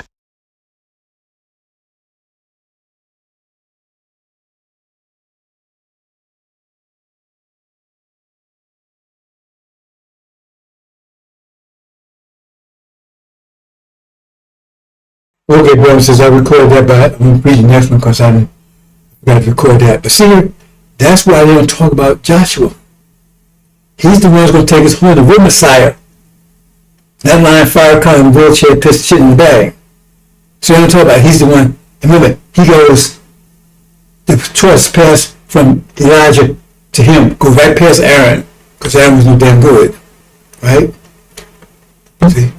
So listen to this next part. This is the second part, but no man shall stand before you all days of your life. As I was with Moses, so I'll be with you. Where's Aaron in the picture? And that's why I don't talk about this. I will not leave you nor forsake you. How's that? So John, we got all that damn thing. And Joshua's really, but they tell you it's Jesus. Be strong and of good courage, for to this people you shall divide as inheritance the land which I swore to their fathers to give them. They were going home. Where there? Right? They ain't going nowhere. Because he's not seed of Abraham, the first, number one. And only be strong and very courageous, that you may observe to do according to all the law, discipline, which Moses my servant, at least that level. At least that level. If you maintain a level of the FY that Elijah Muhammad, the strict law he gave us, the discipline, that level of discipline, just that level of discipline, he's going beyond that. But if just that level of discipline, according to the law which Moses, Elijah, my servant, commanded you, because you're the bad law, you was kicked out. Do not turn from it to the right or left, that you may prosper wherever you go. Don't get left, don't disperse it. At least don't have level or better. This book of the law, discipline. See, not, let me speak that man. Night and day that you shall observe to do according to all that's written in it, for then you will make your way prosperous. Discipline will give you power, and then you will have good success. Have I not commanded you to be strong and good courage? Do not be afraid, nor be dismayed, for the Lord your God with you wherever you go. He didn't say, Scientology, kiss Harvard's ass, engrams, the law, discipline, which Farrakhan ain't teaching. And that's why people are successful advisor, because he forced discipline upon you, and says, maintain that you have just on that level, never will stand before you. This is what you need. This ain't get you in tribulation. They tell you something, what's your solution, Farrakhan? Oh, just read Farrakhan? Well, shit, he's in the bag. He puts the shit in the bag. That's what I've been told. You say that watch him. Because you guys watch him, he get hungry, he started digging out that bag and put that shit on his face. Sick. The law. That's what Adam was given. Had nothing to do with being mean, bad personality, you like people. Had nothing to do with that. Had nothing to do with stealing, killing. Had nothing to do with that. It's power. And once you have power, how you will use that power is up to you. You want to use that power to steal. You still have consequence. You use that power to kill. You use that power to commit adultery, fornicate. That's up to you. That's how you use it. You still have good consequence, but that's how you use it. That's power. But you have that. That's how you use it. That's a whole different thing altogether. So if I tell you, well, you guys have nothing to do with power. The devil's been, look at, the devils have power. The devils have power. Let me ask you again, the devils have power. Does Adam have power? And they're the most wicked people on the planet. So where do they get power from if they do all this wicked shit? Where do they get power from? Because it had nothing to do with them stealing, killing, the genocide. It had to do with them following the law. But they're bound away from the law now, that's why they're getting weak. They're losing power because they work with the law and transgender and everything else. But when they were powerful, what was they doing? Killing, stealing, making windshield blood. It had nothing to do with power. That's a lie they confuse you with. Once you start eating one meal a day, you start fornicating, all those type of things, right? Why say we're fornicating? Yeah, because what happens is you're abusing your power. You take your energy, use it for distraction stuff. Right? In other words, maintain your sexuality. Control yourself. Discipline. But fornicating, like I said, that's evidence of lack of discipline. But yet you have power still fornicate. That's a little more complicated. So I'm just giving you the basic. Well, let me clarify because I'm not going to get it off. I was about to explain to someone. I said, you know something? Once you got power, okay, you can be mean and have nothing to do it. You can be rude and have nothing to do with it. There's still some damn consequence. Let's say, for instance, you got power. You say, now I'm going here and everything has a balance, right? So if you get $1,000 per day, you can have no more than $1,000 per day, period. Otherwise, you throw the balance off. So if you got $1,000 a day, but if you take $1,000 from somebody else, that means you got $1,000 with negative energy. Because everybody can have 1,000. That's the way it is. That's the law. I'm just saying, using it as a figure, 1,000. But, if it contracts, you get more and more. But anyway, everybody can say amount. But if you take more than it, that's why spin out what they're giving you. That's what the Quran says. If you take more, that means that the more you take, the more negative energy. So if you get $1,000 a day and you're taking $300 from somebody, that means you get $300 worth of negative energy. But that person you took $300 from, they got $300 positive energy coming. Now the quality of that depends on the person, right? But say for example, I'm stealing $300 from everybody. So today I stole $3,000. I stole 10 people, $3,000, right? Now I got $3,000 negative energy, right? I'm a thief. We're going to take that $3,000 and give it to somebody else. Now they like me. They hate me. But there's no consequence. No consequence. I give it to somebody else. See? This is the other side of Sakat. That's what the other side of Sakat is. But that's why they got that stuff over there and they don't understand it. See? So you can be a thief with no consequence. Because that's why I talk about repentance, right? Because you're giving it up. So you hold on to it. Give somebody else. So you go ahead and you're lying, and your lies cause somebody to lose $3,000, right? Your lies, right? But you go over here, help somebody else. $3,000 is good to somebody else. There's no consequence for your lying. There's a quality consequence. There's no consequence for lying because you balance it out. So that gets to the wisdom, but we don't want people using that kind of wisdom in the hereafter. But you can't get into that with them. We don't want that. That's why Lamb is there, the judge, to make sure you don't come in using your power in that way. You see, we don't care which one we want to let you in. That gets to the wisdom of it. So that means now you can do what you do whatever you want to do, because every creature out in the universe came from us. Every creature on this planet came from us. So we can be pigs if we want to. We can be dogs. We can be frogs. Because that's all part of our nature. We can be anything we want to be. Like Muhammad told you today, he says we're like chameleons. We can adjust to any situation. See? So we get back to, it says, let me do this last situation. It says, do unto them as they done to you. Double. Okay, think about that for a minute. Now, they did wickedness to us, evil.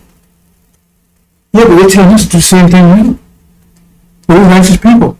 They tell us to do that. We're going to do. So is it wicked what we're doing? Most coming paying back what they did. But we're doing it in an evil, wicked way. Because they do it to them as they did you. We're going to do it back to them same way. And they enslaved us. Now we're going to enslave them. That's why it says they were taking captive all the nations. So they enslaved us, and we're going to enslave them. So now, are we immoral? Because we said it was immoral they did to us. So are we immoral? Everything balances. They took $1 million money. So they took $1 million from us. So they stole $1 million, right? So he break in the house and bust his jaw, which is $10,000 worth of damage, and then take everything he got, and it comes out to $1 million. Were we wicked? No. Justified. We got that. That's this quality we took it. So it says, do it as done to you. That's going to be horrific. Why? Because it took 5 years for you to do it to us, and we're going to do all they did to us back in 1 year. Ooh. So they tell you to take children by their feet and bust their heads against the wall. That's horrific. Is it? See, they got you thinking. They tell you, that's right. See, when they're doing their false Israel, it's called Amalek. And look it up. See, they got our back when they pretend us. But that's what we're supposed to do to them. They're the Amalek. See? And it says, we're commanded to do all kinds of things that you would call evil to them. That's what it says. So, and we command it. So do not forget, do to them as they did to you. How the hell are we going to do that if we're good people, righteous people? Because your idea of righteousness and good is all wrong. It's all mathematics. Does it balance? It's like the female and male. Let me say, okay. Say for instance, a male has 5 units, 6. His discipline is level 6, right? But his energy is level 5. Right? Okay. Remember, his discipline is level 6. His energy is level 5. So 5, 6, 30, his power will be 30, right? His discipline is level 6. Instead of female, because she has less structure, her discipline is level 5. Right? But her energy is level 6. She got more energy because she has level structure. But her power is still 30, ain't it? Same power. Equal but different. One's 5 times 6 and one's 6 times 5. She has more energy, less discipline. We have more discipline, less energy. We have more structure. I can't make it any simpler than that. They're equal to us. And we lack it. Because that less discipline is beauty. The base of beauty is the discipline is mathematical. The more discipline is, you see black and white. That's real discipline, right? All kind of colors. That's not discipline. It's beautiful. You ever see black and white? See, lack of discipline is, well, I don't want to say it that way because I'm going to say it in general, so we don't take it go too far with it. That is the base of beauty. Lower discipline. Well, I don't want to say that way either. Anyway, beauty is a result of its connected discipline, put that away. On the opposite side, I kind of think of words they use for that. Right? So they're more emotional. You may use that word. Discipline connects to emotions. So the more emotional you are, the more discipline there's going to be. I mean, the more emotional you are, the more beauty there will be. So beauty connects to emotionalism, your heart. Beauty is connected here. And they have better heart than we do. See, they go out there and they have to take care of little children, that kind of stuff. But man, what you putting us all the time? They're more emotional because that's the source of their beauty. Less emotional, that's the source of our strength. But they have less structure, so they have more energy. So it equals. Their power is just equal to ours. They just have to use it. Turn into power. Right now, our people are lack of power because they lack discipline because they're not being taught discipline. They teaching discipline. They teaching Scientology bullshit. And tell myself, we get y'all, we get you. And it has nothing to do with power. Remember that. He's trying to tell you that. You can do all that stuff he tells you, you still have no power. His people are doing that over there. What he claim? Do they have any power over there? Do they have any power there? None. Zero. They have no shit. They can't do shit. And the only thing he do is shit. Understand the difference. Discipline, the law. The media takes you a high level of law than what you got for Elijah Muhammad. And the next scripture will take a high level of discipline than that. Because you have ability, you're going to turn your discipline all the way up to top 10. You go from 1 to 10, you're going to apply all of it. Apply all of it. If you can't, some of us can't go to 10. Some of us max out 9. If you use 1 and not 1 to 10, that level like that. The devils, they max out at about 3. The powers go to them, and as soon as the powers come and tell them, you got to follow the law. They tell them, no, you got to follow the law. I told them, you got to follow the law. So if you don't follow the law, you're going to death. He tell me to be nice. You gotta be nice. You gotta talk nice to people. You gotta have good breath. You have a nice personality. You can't be rude. He telling you, you gotta follow the fucking law. And same thing I'm telling you. You doing that Farrakhan shit, you're going, yeah. You walk around, oh, I'm cute. I talk nice. I love Bruce. We love everybody. We're nice. We talk nice. We don't talk vile. And nothing to do with power. Because devils don't do that, and they got power over you, don't they? You learn anything you learn now, I'm leaving there, brothers and sisters. Shit I read today, woo. Yeah, I don't think making clear that, brothers and sisters. Discipline. The discipline you have, the power you're going to have. Because now you do have energy. But if you waste your energy on bullshit, then that means you're going to have that power. Energy times power. So focus on your energy. You control your energy, then you have power. But right now, you're letting devils control the energy. Guys are working on jobs, Section 8, all the shit they're doing. Those boys in jail, if they apply discipline, they'll be out there in a heartbeat. They'll know it. They apply discipline, they'll be out in a heartbeat. Because their power will be greater than the power of the people that's got them in there, and they can't hold. Lower power cannot constrain higher power. It's impossible. Lower power yields to higher power. Lower pressure yields to higher pressure. They start applying discipline, they'll be out there in a heartbeat. The reason they're there, because they're highly disciplined. Leave it there, brothers and sisters.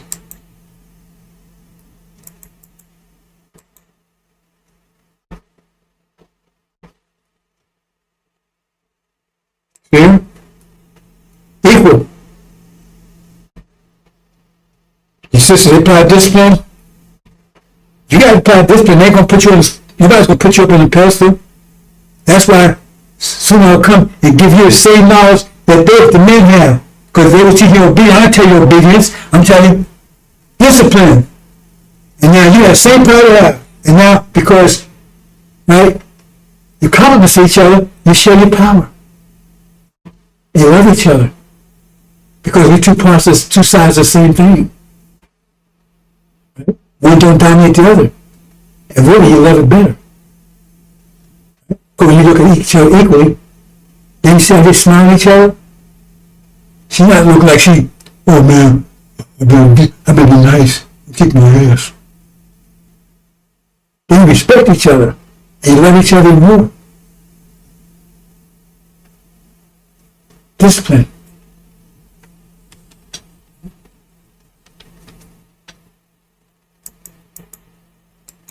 The law. Move on, brothers. I'm not going to get into this.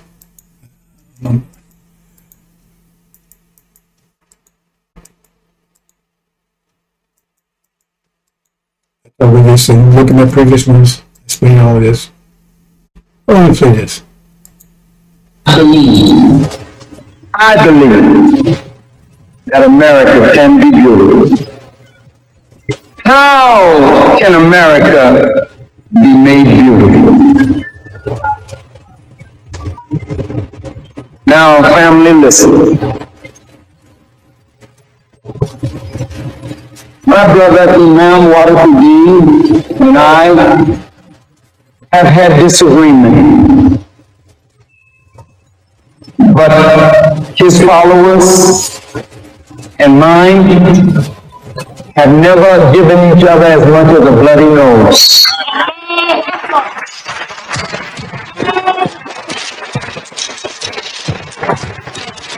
Because in spite of our differences, there's a deep love in us. We don't like the things about our nation that is not good, but I don't want to live anywhere else. I want America to be made right. I don't want to see America go the way of Rome and Babylon and Sodom and Gomorrah. But why won't you go that way? If the men of religion and the women of religion keep silent. Dear brothers and sisters, like Muhammad said, we fools stay here than by imprisonment. Matter of fact, Muhammad said they cannot be reformed. It's 100% wicked. Take on the planet. He's not teaching that. Plus, he wants us to waste our energy trying to reform those. That means he's taking our energy, and if our nation, that we should use it for discipline, gain power, to waste time trying to reform so they can't be doing help devils. Why are you so concerned about fucking devils? Why do you care about them? Why do you care about us? Because he's one of them. He can tell us, like Muhammad said, do for self, not worry about some fucking devils. We don't have any worry about them, be crying for them. Distracting our energy. Powerless. He wants to stay here. That shit right there, stay here means they control the quality of energy. So we will never have self-control as a nation. Sick dog. Let's see what else I got in close.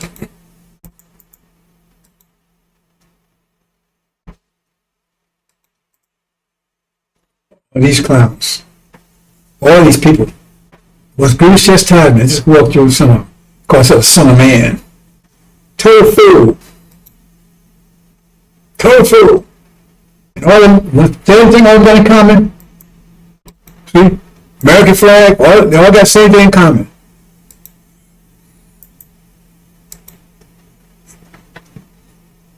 Okay. So who are the devils? All got the same thing. Stay under the devil's control. Okay. Because they are agents, work for devils or demons, whatever. See? City is America. Because of Son of Man.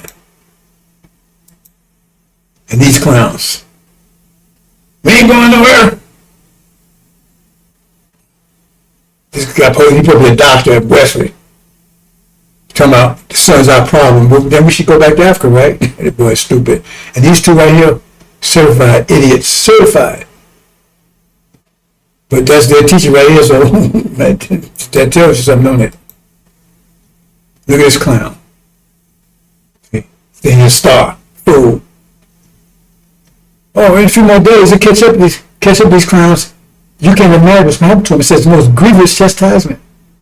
Because the people are fleeing under extreme panic because of these clowns. No, because they didn't see it until it was too damn late. Because these clowns, they're supposed to be seeking where it tells you Malachi, the mercy of the covenant, but they deny the covenant. So they call God a liar. And see the people, but Elijah, the last one, was said clearly, mercy of the covenant. And he's the called Israelites.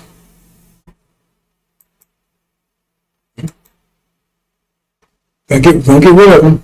Another group of Israelites, so-called Israelites. Oh, and this clown. He got rich. That was all about the Benjamins. He got rich. Not just off the believers, but the children too. No good fucking clown. That's where he died terrible. And oh man, working children to death. So you can eat steaks and carry on. Died of COVID. And this fool here. God is Russia. You're going to attack Israel. That's that Christian bullshit. He don't know what the hell he's talking about either. Fool. Third class fool. They're all liars. Because they tell you clearly, should be looking at the message of the covenant. And they don't know. They're talking about the revelation. If you haven't looked serious, that means you don't know what you're talking about. If you don't know what you're talking about, you shouldn't be talking. That means you're confusing people. If you don't know what you're talking about exactly, you shouldn't be talking. That means you're part of the confusion. So you're part of confusion, right? When light comes on, this confusion is totally eliminated. And they will be. See this fool? Look at him, clown. First class. I mean, with Elijah. Oh, and this dummy. Reparations! He got a lot of crying. All these clowns. Just some of them. Oh, and this fool. Melchizedek, he's the God. Where do people come from? These dogs come from. And here's a guy. Look at this here. And see, they don't want to tell us true story about Abel. They're hiding that. There was one or two things. I don't know the exact story, but the way I get is two or two things. Yeah, she took the COVID shot that killed him, but she didn't take it and it killed her. That's why they don't want to know. That's why they're hiding how she died. Because she followed 5 cars of advice, don't take it.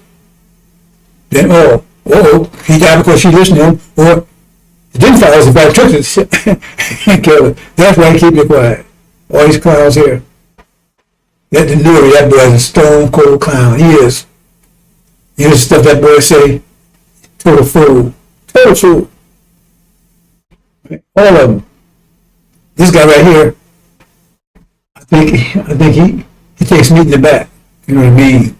This one here, from California, boy, Wesley. That boy always confused, don't he? Because he's confused. Always look confused. See? God, boys. Yep. And more days, brothers and sisters. I'll leave it there. See mom, but I'm not going to get to it, brothers. I talked about it previously. Let it go.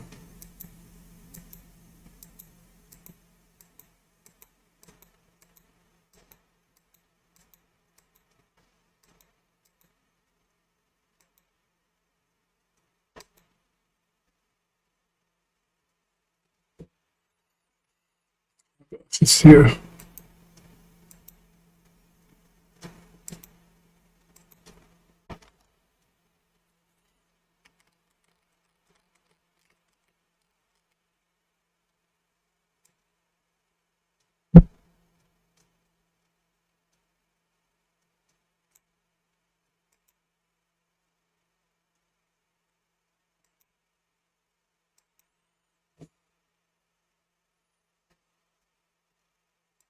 Well, I'm going to speak to this real quick, brothers and sisters. Then I'll talk to this later. I've talked about it before. I got President explains it.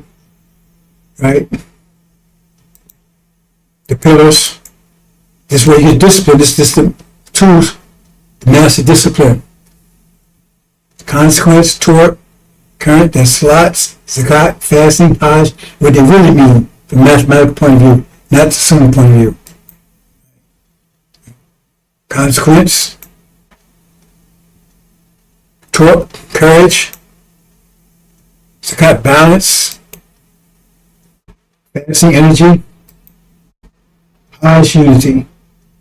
So I have President explains detail. Maybe I'll do it over tomorrow, but I'm closed right now, brothers and sisters.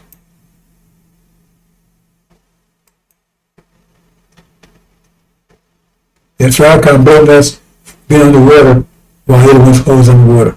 It's our fault, we're underwater, not their fault, forced underwater.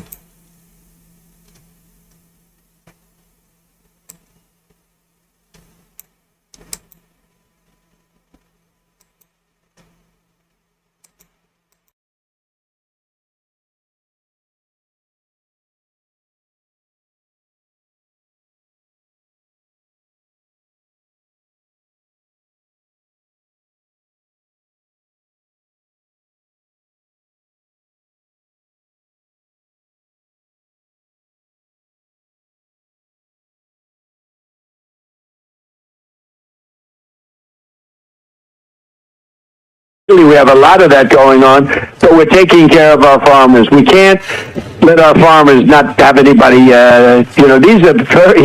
these people, you can't replace them very easily. People that live in the inner city are not doing that work. They're just not doing that work. And they've tried, we've tried, everybody tried. They don't do it. These people do it naturally. I said, what happens if they get it to a farmer the other day? What happens if they get a bad back? He said, they don't get a bad back, sir, because if they get a bad back, they die. I said, that's interesting, isn't it? Well, you heard that. Donald Trump is a believer in eugenics. He believes that white people are the superior race. And inner city is code for black people. And he believes black people cannot now work on the farms. I guess they're not good enough for that. So Hispanic people can do it because they have the backs for it. This is what this man is saying out loud in interviews. He is a racist. It's been proven time and time again. The man had Mein Kampf on his bedside table that he would read at night. Enough to let you know where he stands on that. Just more outrageous, racist things from Donald Trump. They want to arrest those who can do the farm work well until their backs give out, and then he'll probably ship them to El Salvador or some other country. Just more vile statements from the president and let you know where he stands.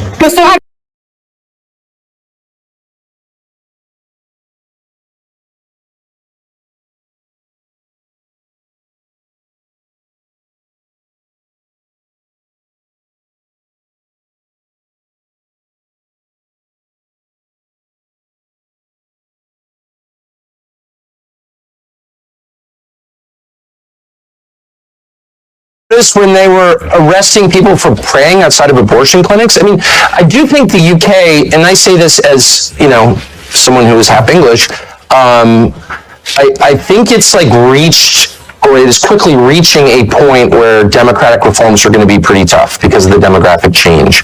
And that, of course, the point of importing all these people is to overwhelm the people who live there who disapprove of the program. So you don't have to care what they think because you just bring in new people, and their will becomes like all that matters. And so I don't think you're going to fix these things through elections at some point, probably pretty soon. And I just worry a place like the UK, Canada is another, a bunch of different countries in the West are at the point where they're literally revolutionary. They are poised for revolution. And as someone who really doesn't support revolution and hates violence and hates civil war above all, I'm worried about that. I mean, I don't see how this is fixed. Starmer, who's, you know, he's just an instrument of larger forces, but he's a poisonous character, obviously, who's really hurt your country. He's in there for, 4 more years? And so you wonder, like, people are going to start to get really radical in a scary way. Like, I think this is going to happen.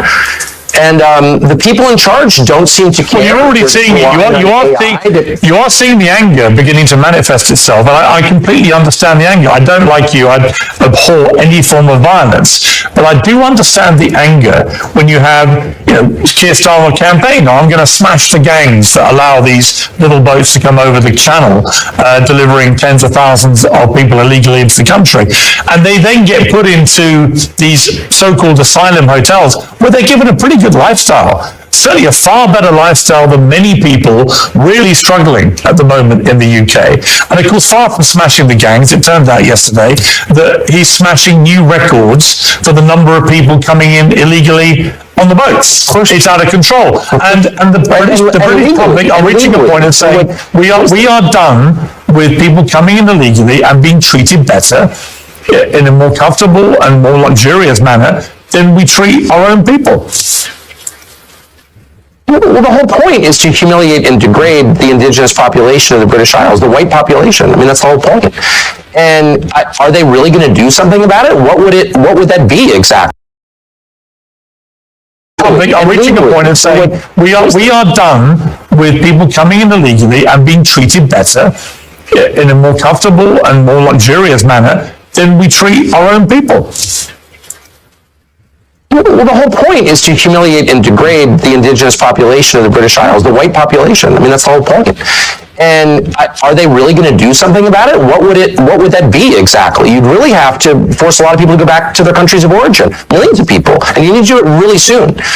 And are they actually willing to do that? I don't know, but these are existential questions that we have been browbeat into ignoring for decades. But the question is, like, is Ireland Ireland? If it's majority non-Irish? Oh, shut up, they're Irish. No, they're actually not Irish. Same with the UK, same with England, Scotland, Wales. Like, it's all changing so fast. Nothing like this has ever happened in all of history, except when, say, the Mongols swept across the steppe and raped everybody. Like, that was true demographic change on this scale. But even that wasn't as profound as what we're seeing in every white country around the world. I would say the West, but Australia and New Zealand also. So, like, what is that? Now, my brain is not big enough to understand what that is. I have a lot of theories about it, but I don't know if they're true. All I know is what the numbers are, and that's real, and no one feels that he can say it. Everyone's like, oh, well, if that were happening in China or India or Malaysia or Senegal, it doesn't matter. You'd be like, what the hell is that? Like, the population's totally different. Look at graduation. Pick, I don't know, King's College Law School, and look at the graduation picture for the last 30 years. Who's in it? Just like, let your eyes tell you the truth for once. Like, this is a total change in population. Is it better? Is it worse? Can't have that conversation. Who's pushing this? Does the population want it? The population clearly doesn't want it. There's no polling that's meaningful on the subject. I mean, there's no referendum on it. You don't get to decide. You've got no voice in it, other than you get to go to jail if you complain loudly enough about it. What is this? I think it's the biggest and darkest thing that has happened in the last 1,000 years, for sure. And I think it's leading somewhere really, really bad. It's not happening by accident, that's obvious, because it's only happening in white countries. I mean, I think that... Don't shut up, white supremacists. In fact, I'm not a white supremacist. Well, I'm just noticing what the hell's going on. I think most people I've spoken to about this in the UK, most people have always viewed the UK to be a very tolerant, multicultural, cosmopolitan place to live. That's why so many people want to come here. And people have no problem with that. And it's been very successful for a long period of time. But it's multicultural? What does that mean? We have a lot of different people from different countries, different cultures, and it's always worked historically. So is Sharia law, in a multicultural country, is Sharia law... What does that mean? We have a lot of different people from different countries, different cultures, and it's always worked historically. So is Sharia law, in a multicultural country, is Sharia law every bit as valid as English common? No, people don't want Sharia law here. No. A lot of people do. Wait, hold on. I don't know what you mean. Multiculturalism itself is the lie designed to subvert a society. No, a society has a culture. You can argue about what it is or ought to be. It's not necessarily the same as race. It's connected to race, but it's not the same. People from different races can buy into your culture. That was kind of the beauty of the West. But a multicultural society is not sustainable. There's never been your society is one about culture will dominate. Hang on, surely the United States of America, given the very way it was created, is the epitome of a multicultural society. And my point I was going to make to you was... It's absolutely not. No. It's a multiracial society. Yeah. Though it was not actually a multiracial society up until pretty recent. It's just like 90% white for most of its existence, but whatever. But you did have different peoples, you had different religions. That was all totally fine, but there was one culture, it's American culture. There's no such thing as a multicultural society. It's not sustainable. One culture will overwhelm the other. Again, it's not the same as race. It's not identical to race. It's connected, but it's not the same. But multiculturalism is by definition insane. No, it's never happened. It never will happen. One culture will predominate. It will impose its values on everybody else. I mean, the gay thing, which was not a thing 40 years ago, gay was a slur, all of a sudden becomes multicultural there. There's one culture, and it's required. And that's true in every society, because a culture is a commonly agreed upon set of values, which in their firmest form are called laws. But those values can evolve. This is true everywhere. Those values can evolve. Of course they evolve, but there's only one set of them. It's not multicultural. There's one set. You don't have one guy in every society. Sorry. Your country's values were established by the United States Constitution, and that's had, what is it, 26, 27 amendments? Right, so your own values, as determined by the Founding Fathers, they have evolved and been changed to accommodate changing time. There's no doubt. Look, I'm not even arguing against change. That's natural. It's natural that people's views evolve. So the culture changes. If you're rejecting the laws of nature, then you're doomed. But let me just say, no, of course, societies change. I get it. All I'm saying, I'm making a very discrete, specific point, which is multiculturalism as an idea is laughably stupid. It has never worked. We never had it anywhere, and it never will exist because it's contrary to human nature. One culture, one way of looking at things, one worldview will predominate, and it will punish all who deviate from it. That is the nature of societies. So if you're telling me it's determined by the Founding Fathers, they have evolved and been changed to accommodate changing time. There's no doubt. Look, I'm not even arguing against change. That's natural. It's natural that people's views evolve. So values can evolve. there. There's one culture, and it's required. And that's true in every society, because a culture is a commonly agreed upon set of values, which in their firmest form are called laws. But those values can evolve. This is true everywhere. But those values can evolve. Of course they evolve, but there's only one set of them. It's not multicultural. There's one set. You worship one God in every society. Sorry. Your country's values were established by the United States Constitution, and that's had, what is it, 26, 27 amendments? Right, so your own values, as determined by the founding fathers, they have evolved and been changed to accommodate changing time. There's no doubt. Look, I'm not even arguing against change. Natural that people's views evolve. So the culture changes. When you start rejecting the laws of nature, then you're doomed. But let me just say, no, of course, societies change. I get it. All I'm saying, I'm making a very discrete, specific point, which is multiculturalism as an idea is laughably stupid. It has never worked. We never had it anywhere, and it never will exist because it's contrary to human nature.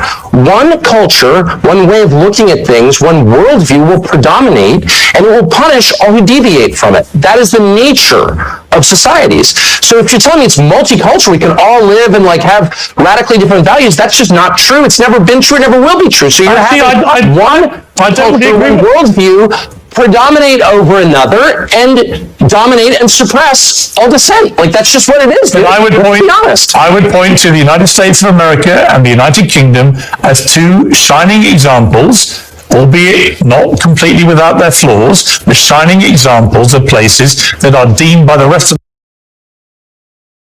certainly feel that about my country. Well, I certainly think that inherent in Christianity is the notion of tolerance, and that draws from a core Christian concept, which is free will. You cannot force someone to convert. There's never been conversion by the sword in Christianity. People decide to believe in it. And so that is central to the religion, therefore it's been central to the society. Western civilization is Christian civilization, and so we call that tolerance. It's a respect for your inherent God-given right to make a choice about what you believe. Okay, so of course, that's always been a feature.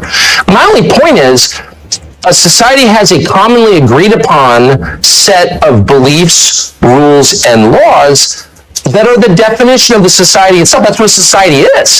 So you can't have competing. You can't have, gay world and Sharia world living co-equally in a society. That does not happen. It will never happen. You have to pick one. Are we the Sharia society?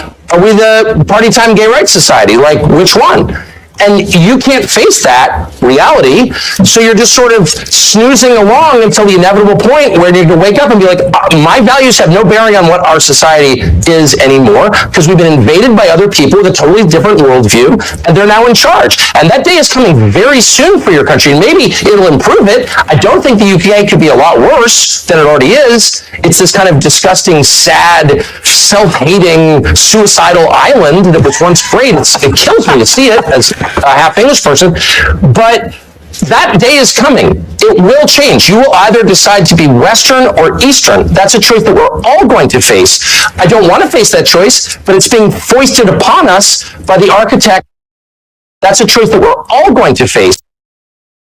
Suicidal island that was once great. It kills me to see it as a half English. That day is coming. It will change. You will either decide to be Western or Eastern. That's a choice that we're all going to face. I don't want to face that choice, but it's being foisted upon us by the architects of mass migration. Sorry.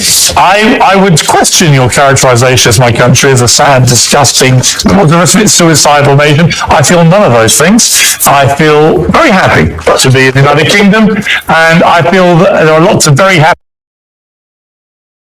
Our system, the Western system, which is very distinct from the Eastern system, very distinct, and it's distinct on this one precise point, we believe, and have always believed since this country was founded, since your country became, not a pure monarchy, but even when it was a pure monarchy, the belief in the West, because of Christianity, was the worst thing you can do is punish the innocent. That's the worst thing you can do. That's worse than not punishing the guilty. And we often said that to each other. We no longer say that because there is a pretty concerted effort to blur the meaning of these terms.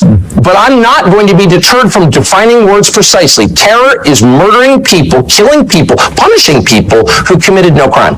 Period. So when the Israeli government says it has repeatedly that even though over 20,000 completely innocent children are believed to have died in their response to what Hamas did on October the 7th at the hands of the IDF, there are many on the pro-Palestinian side who say that Israel is behaving like terrorists too in the way that they have gone about conducting this war. Would you go as far as to say that?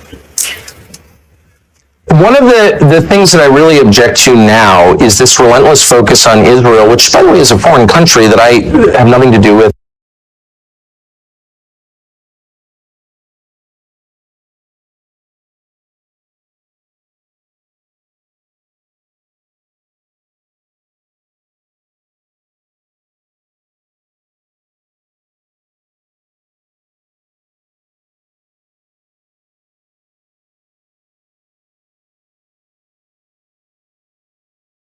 We've done this before. Now, maybe today things are different, and we will end up living in a nation that is sharply divided and may ultimately produce something else. But I'm an American. I love my country. I want to see it stay together. I'm interested in social cohesion, which means that I think our laws, customs, and culture have to be dominant. We can accept some diversity on the edges, but not fundamental division. I think we're in a state of fundamental division. So when I bring up Sharia law, I've sat in many discussions with many people that said, well, I don't care what people look like, but I do care about Sharia law, and I don't want that practiced anywhere near my family or in my country. And that's something you should be aware of. So the notion that someone can come here and say, well, that's part of my religion and we're going to abide by Sharia law, they're going to find serious resistance and opposition in the country. That's It's because it matters.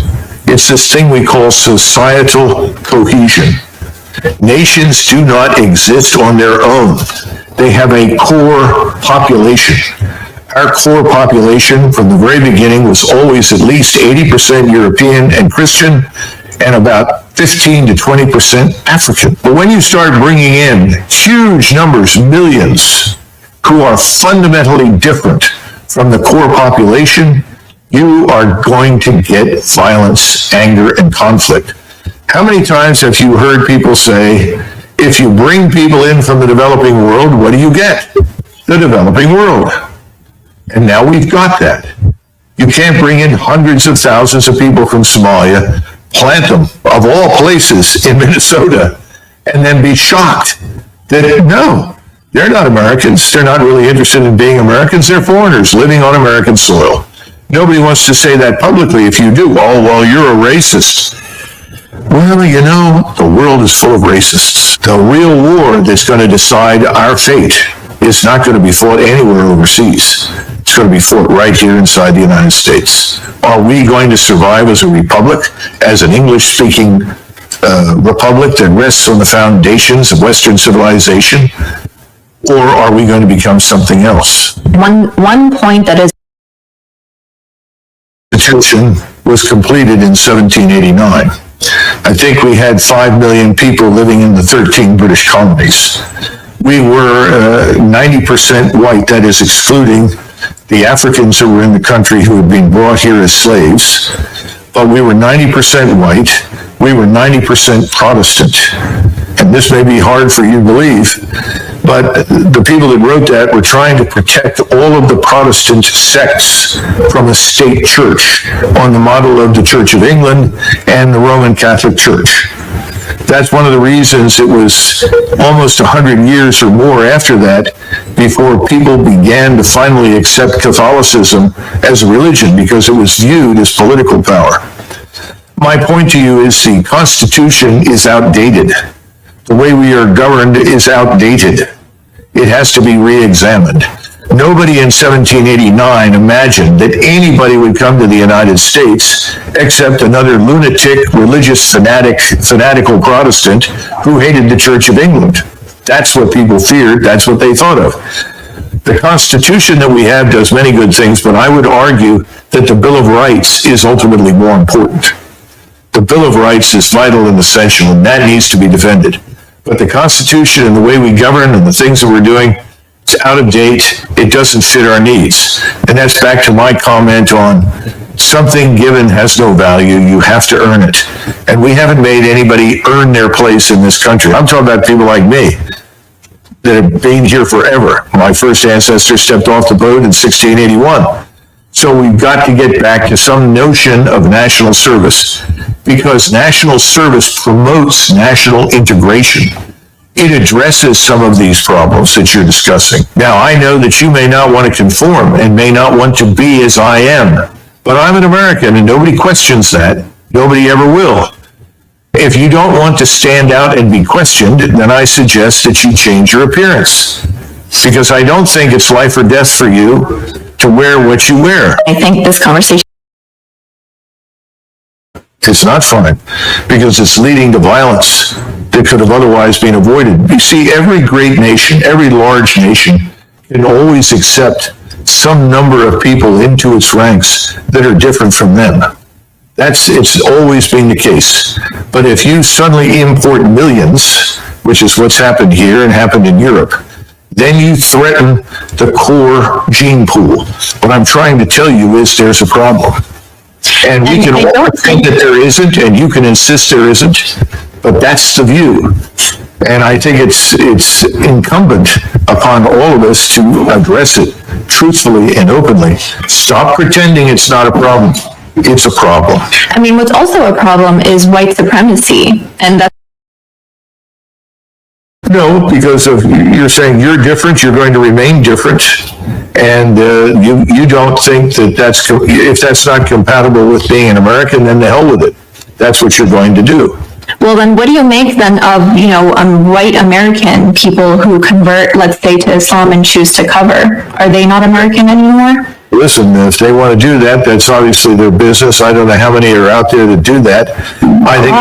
I think again, it's ill-advised. I think you have to hold the society together.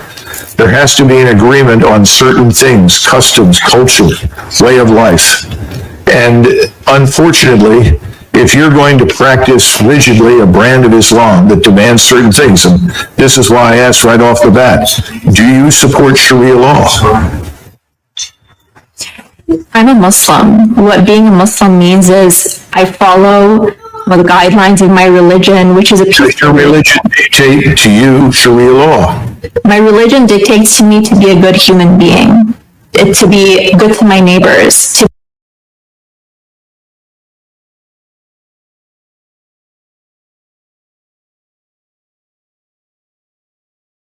that the most powerful force in today's Republican Party is represented by what Charlie Kirk said. It is this drive to make America a white Christian nation. I got to tell you, this is what they say privately. This is not what they say publicly. This is what Charlie Kirk said publicly. And Joe, again, one of the reasons I wanted to have you on, because you know these people very, very well. Yeah. You said it yourself. You were one of the strongest voices. You were one of the folks who understood the incendiary language when you were in Congress, when you had your radio show, and how people loved when you did it. And then when you chose to apologize for that and turn away from it, oh my God, they literally have just tried to destroy you because of that. Yeah, again, you know the deal, Roland, right? I came out publicly against Trump 7 years. For 7 years, I put up with death threats on a regular basis. Nobody is welcome in that party unless you bow down to what this force is, this MAGA force. And again, look, there have been some people on the left who've celebrated Charlie Kirk's murder. Shame on them, be better people, but this is much worse, Roland, what my former friends are doing on the right, because they are turning this into a holy war. When you say we declare war on the left because of what some 22-year-old young guy did in Utah, and then you declare war on the whole left, that's a lot worse than celebrating Charlie Cook's murder, because that's dishonest, but that's also inciting hate and violence. And Roland, look, Trump's an idiot. So yeah, Trump says the left, the problem in the country is the left. J.D. Vance is not an idiot. What did J.D. Vance say today, right? He was subbing for Charlie Kirk on his radio show, and he spent the entire show going after the left, going after them, they, them. Man, Democrats need to wake up, Roland. This is a really serious deal by my former colleagues. The stuff that I hear privately from them right now, Roland, for the last 5 days, I mean, they want to go to war. This is a holy war.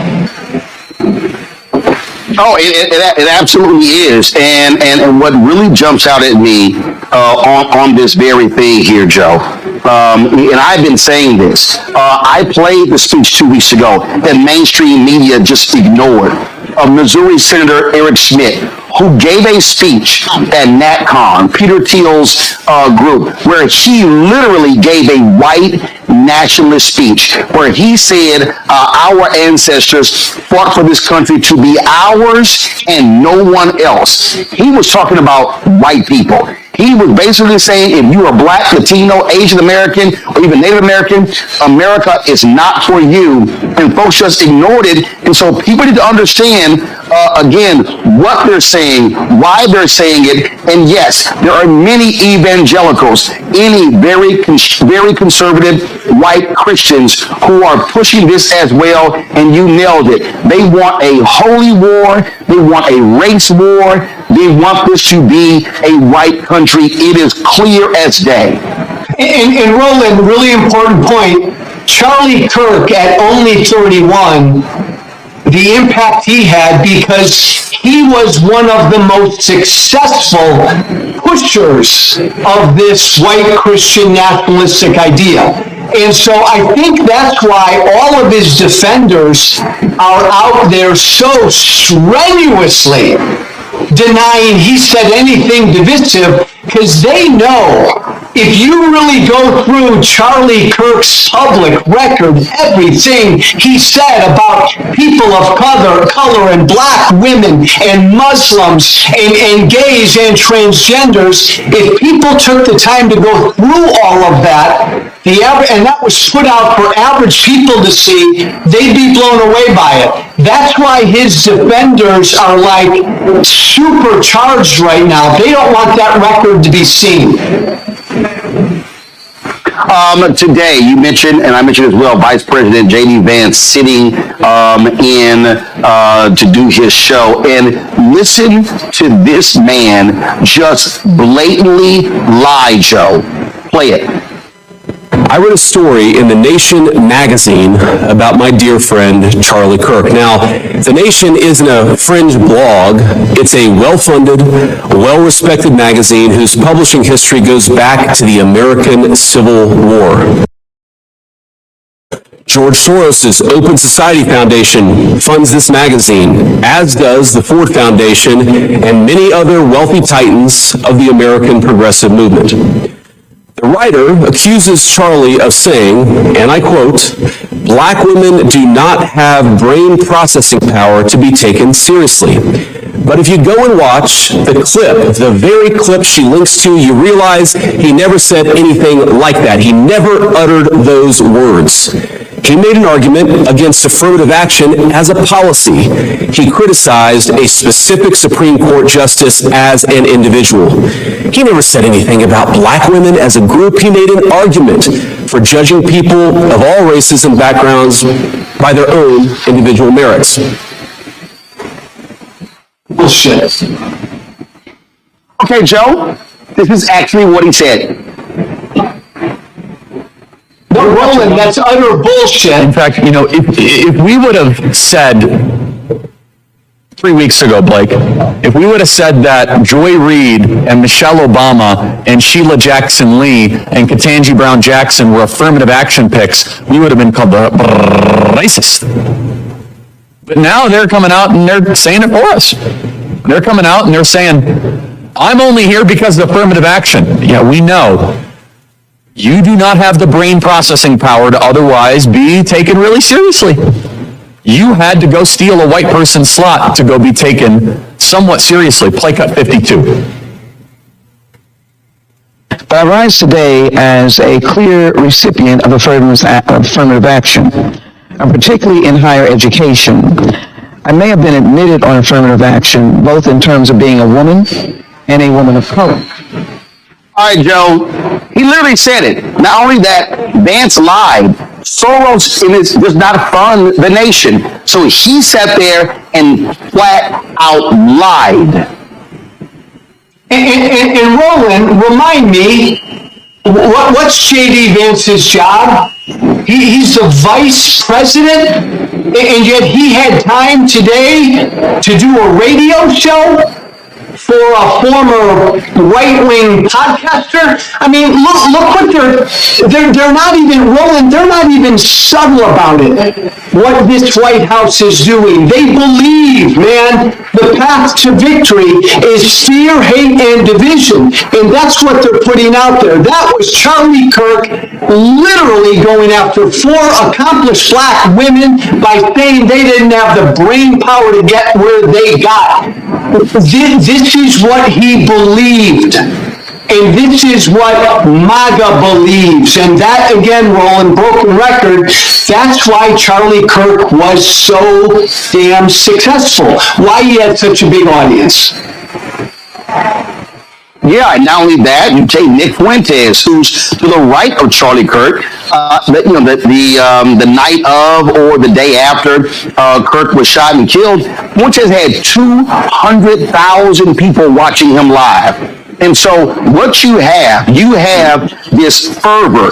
And so when I listen to Trump and Vance and all these people talking about, how the left, they're indoctrinating. No, and you know this very well, the indoctrination.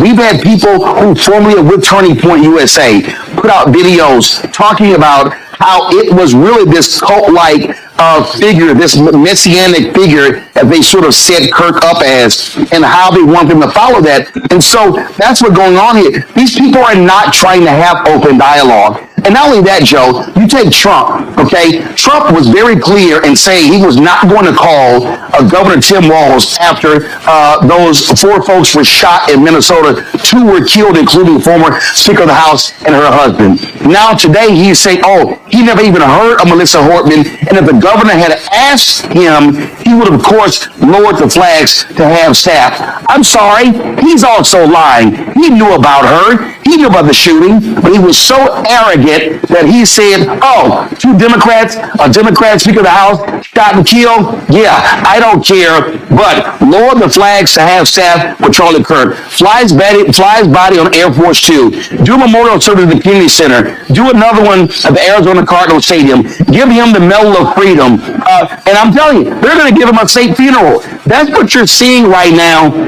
And then you got Peter Hegseth going after members of the military who said anything negative in the aftermath of his death. You've got Kirk supporters creating a database of people of every social media post, and then even Vance saying on the podcast, you call their employer. So the so-called free speech people all of a sudden are saying, if you say anything negative about Charlie Kirk after what took place last week, we're going to come after you, come after your job. I thought they hated cancel culture, Joe. Yeah. Roland, I remember back in my right-wing radio days, I would come on every day, and there was always some story about some leftist group on a college campus that couldn't handle speech that made them uncomfortable to say. Roland, this is scary, and you and I are old enough, man, to remember huge figures in American history who were gunned down, struck down, military leaders, civil rights leaders. we are treating this 31-year-old podcaster, MAGA influencer, like he's Jesus Christ. So I come from the right. Why are my old colleagues and friends on the right doing this, Roland? Because the right wants a religious war. Let's just call it. They want a civil war. They want a holy war. That's why they're putting him up to be some Jesus-like martyr. Absolutely. I mean, Glenn Beck literally came out and said he was a civil rights leader. Oh my God, stop it. Stop it. I've seen people say, I've seen a lot of these videos, I'm leaving my church because my pastor did not mention him. This was a Christian warrior. And let's just be clear. You said it, white Christian nationalists. It's slaveholder religion. We heard a lot of this stuff during slavery, during Jim Crow, things along those lines. And this whole idea about, it was about debate. It was about, exchange of ideas. I mean, come on, let's just stop it. And so we see what's going on here. We see the games that are being played. And then what gets me, Joe, is this whole deal of, oh my God, the left, how they indoctrinated him and the accused killer going to a university. The dude was at a university for one semester, Joe. You're trying to tell me that one semester at a mostly white institution in Mormon, Utah, which is not a liberal bastion, somehow just radicalized him? I mean, it really is showing folks the hand they're trying to play. Yeah, and I think even on top of that, Roland, I think it was like some technical school. So it wasn't some crazy liberal arts school for a semester. Look, cut through all the BS.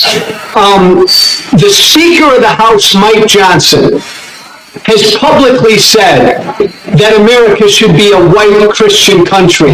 This is what animates my former party. Roland, you know me, right? Tea Party Hellraiser. I don't come from the left. I left the Republican Party when the Republican Party became MAGA.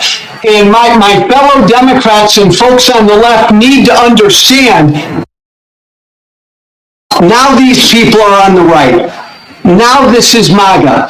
MAGA now are the snowflakes. MAGA, Roland, they now need their safe spaces. It's funny, but it's not funny. And you're right about J.D. Vance, man. He just flat out lied. I mean, the last 30-year history of political violence in this country, the vast majority of it is right-wing. It always has been. And they put out this lie that it's only on the left. It's not even, Roland, a both sides problem between the left and the right. There is political violence on the left, but the vast majority is on the right, and they know that, and they're lying because they're trying to inflame their base. And Roland, I hear from their base every day, and let me tell you something, they are inflamed. I mean, they are ready to march and grab their you-know-what. This is a scary time. It is, and folks need to understand what is certainly at stake. Joe Walsh, I appreciate you joining us on the show.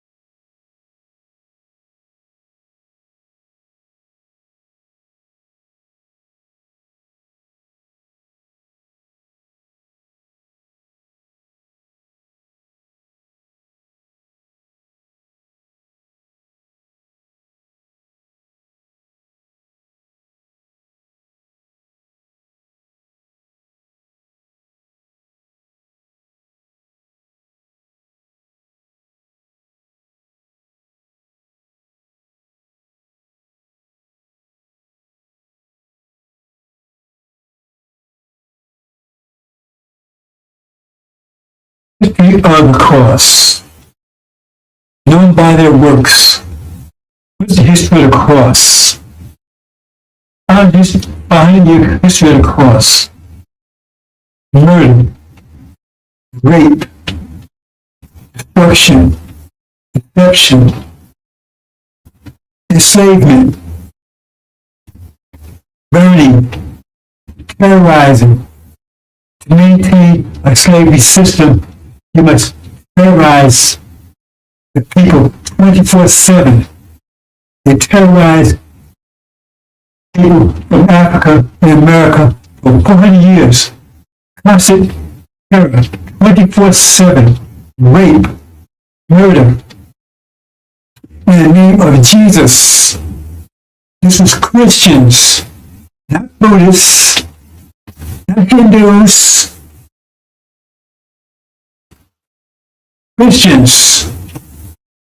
Christians, in the name of Jesus.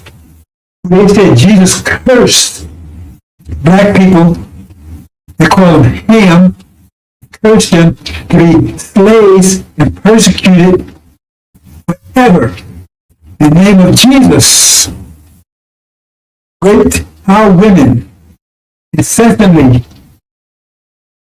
pissed in our mouths, made us eat shit. And they took and tried to clean up, I get, well, not clean up, but make it look more attractive, I guess, by calling it chitlins. It's after slavery, of course, after so-called slavery. Because what they do was not slavery. Look up slavery. Look up slavery. It does include murder, rape, terror. This is a Holocaust. And then now they try to downplay it. Oh, that was 40 years ago. No, it wasn't 40 years ago. I think it was a million years ago. It was 20 years ago. It lasted for 400 years. It's enduring today.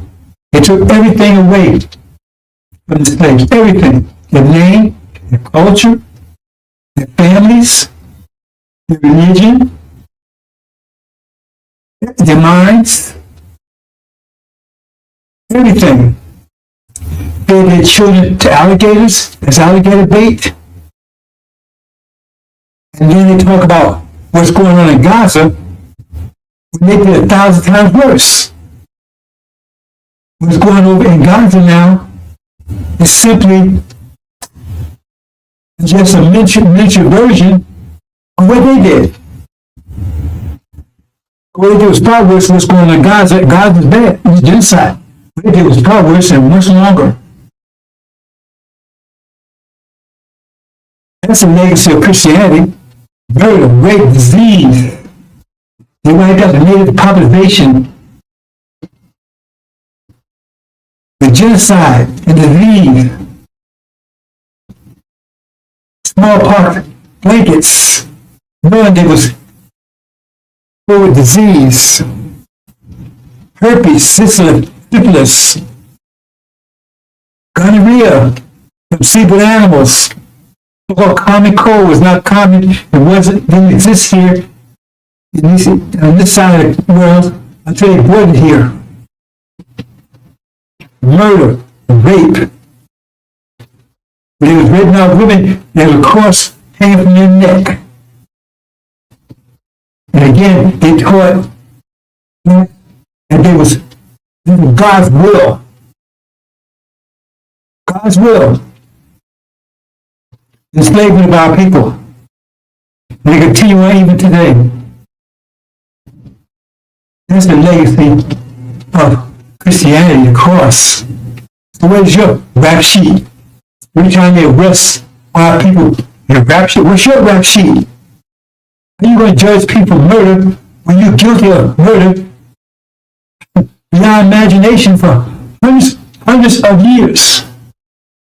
Hundreds of years. Theft. He stole his land. He murdered his people. And you question the native people here. When the Braves would go out hunting, you would come into the camps like cowards and killed women, and snatched the children's brains out on the hooves of your horses.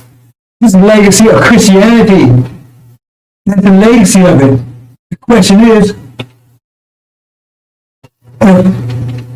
instead of Columbus coming here, Dracula came here, Beelzebub, Wolfman, Frankenstein, Satan, they all came instead of Columbus. What could they have done that Columbus and those that followed him did? Satan is the God of this world. That's the God they're serving. They have known by their works. What are the works of Christianity? What are the works of Christianity? What are the works of Christianity? Evil, deception, mischief, bloodshedding. It goes on today. What's going on in Gaza is just a reflection and microcosm of what was done here in America for hundreds of years. Raped our women incessantly. They would even rape while they was out in the fields picking cotton. They would jump off their horse and tell them to bend over and rape them. They told them to keep picking cotton while they was doing it. This is the kind of stuff they would do. Make one slave defecate and slave and sit and slave in the mouth of another slave, and then bind it up so they couldn't spit it out for 7 days. That's a legacy of slavery. You did it all in the name of Jesus. There's a legacy of slavery. Legacy of slavery. 40 years plus. Legacy of Christianity. Legacy of the cross. That's the legacy. That's the true legacy. So whose works are those? Who are you serving? Who are you serving? Legacy of the cross. What's your rap sheet? America? Gog? What's your rap sheet? Magog? Britain? What's your mention? What's your rap sheet? Antichrist, false Israel. What's your rap sheet? Then they colonized Africa. They're stealing the ripping off everyone. It's the legacy of Christianity. It's been ruling for over 500 years. And now, the threat of nuclear war to finish off everything. That's a legacy of Christianity in the name of your Jesus.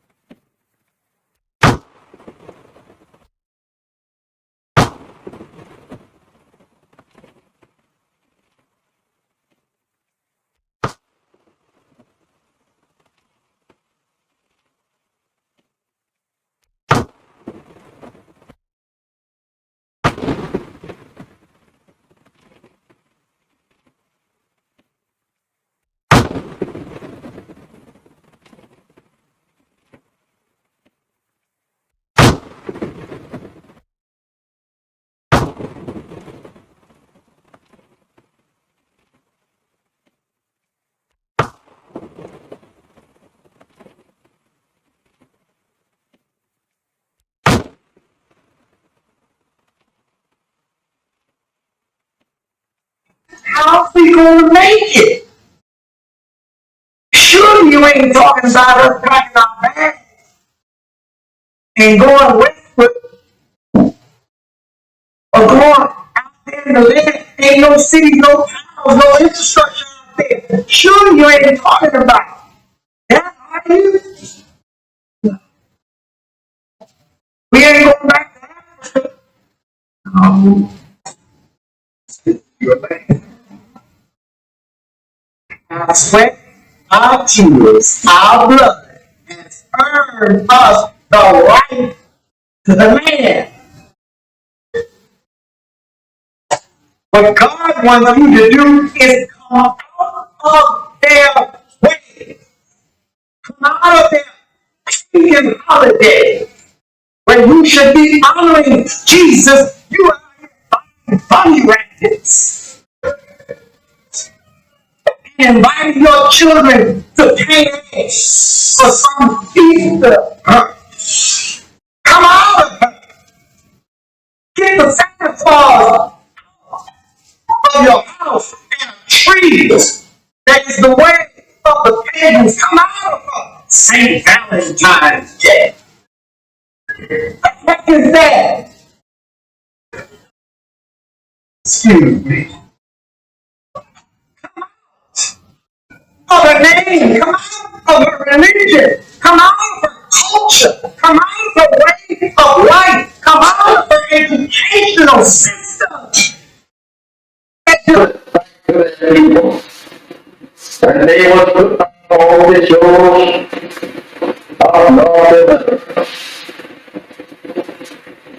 and they should. Jesus, that none of the homes.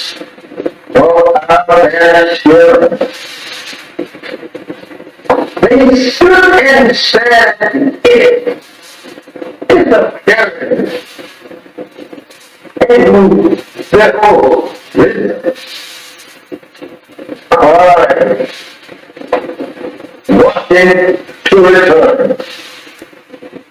With their hands stretched out towards that ship, and hiding chained themselves bound to death.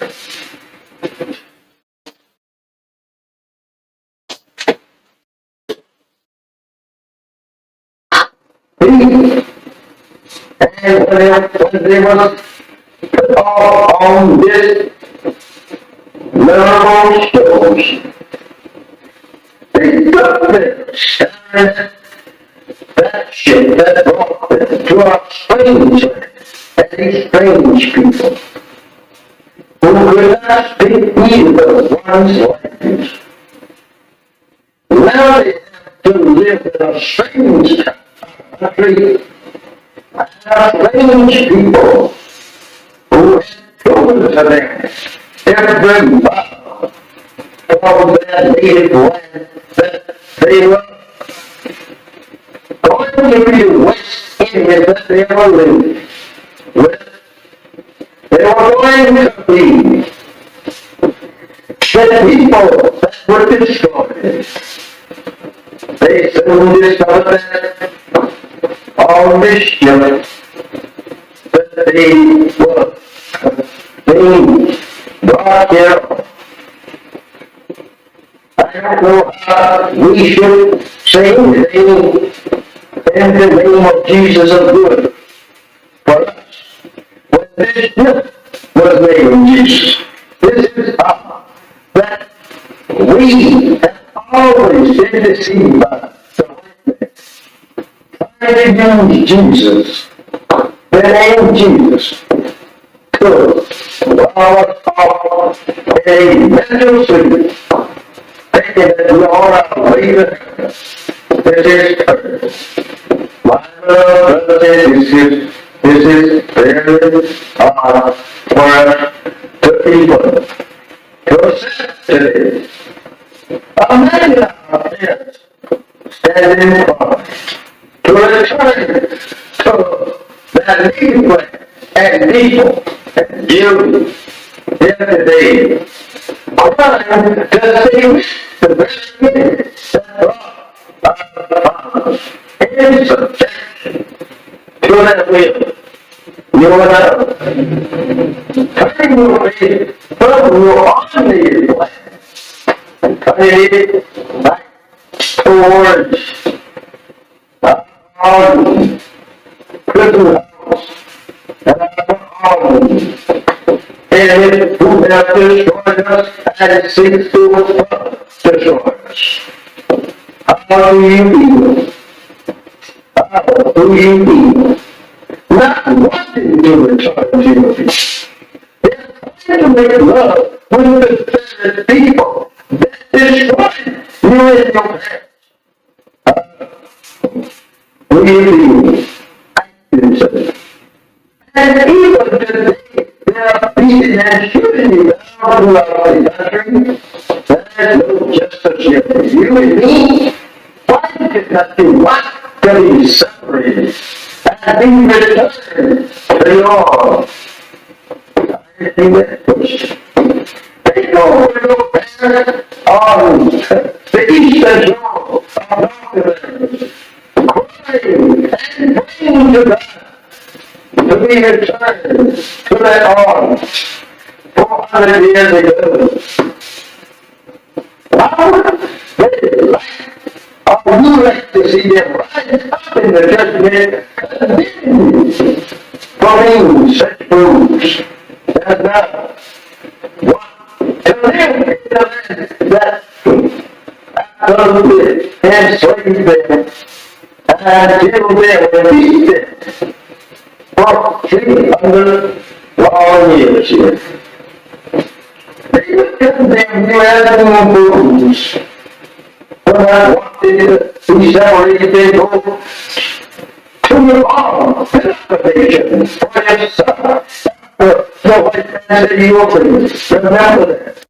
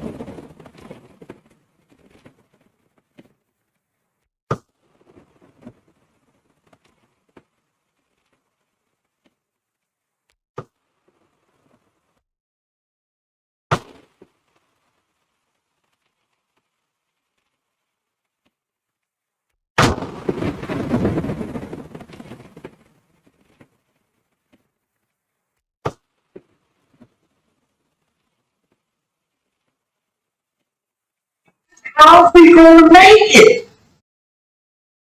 Sure, you ain't talking about us packing our bags and going westward or going out there in the land. Ain't no cities, no towns, no infrastructure out there. Sure, you ain't talking about.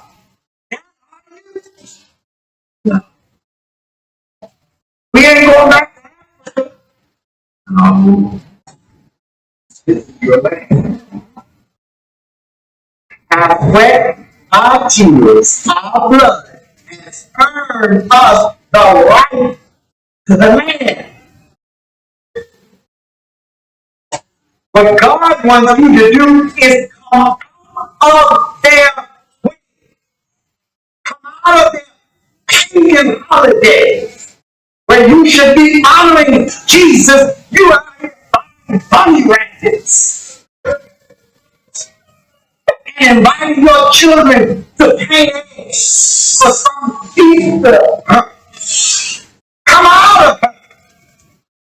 Get the Santa Claus of your house and a tree that is the way of the pagans. Come out of her. St. Valentine's Day. What is that? Excuse me. Come out of her name. Come out of her religion. Come out of her culture. Come out of her way of life. Come out of her educational system. People. When they were put on all the shores of North America. And this ship, Jesus met none of these. No our spirit. They stood and said, it is a parent. And the old wisdom. I wanted to return. With the hands stretched out towards that ship, and tiding chains themselves bound together.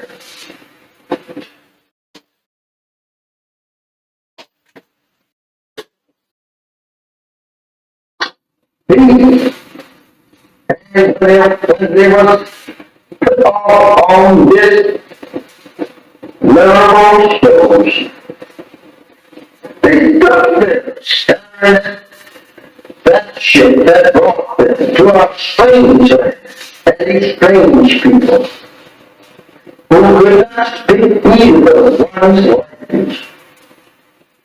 Now they have to live in a strange country.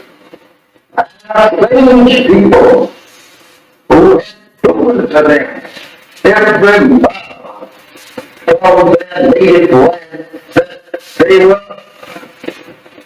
going to be West Indies that they were living with. They were going to be the people that were destroyed. They soon discovered that all mischief that they were being brought here. I don't know how we should say anything in the name of Jesus of good for us. But this was the name of Jesus. This is that we have always been deceived by the name Jesus. The name Jesus to our thought a mental sleep, thinking that we all are leaving this is earth. My brothers, this is very hard for us to people to today. Imagine our parents standing in front to return to that native land and people and you here today. One to see the best minute that brought our in subjection to that will. You and I, turning away from your ordinary land and turning back towards our good and who have destroyed us and seeks to destroy us. How do you feel? How do you feel? Not wanting to return to your peace. They're trying to make love with the people that destroy you and your parents. Do you feel? And even today, there are beating and shooting down throughout the country. There's no justice here for you and me. Why did not do what? God. I think that they know where your parents are.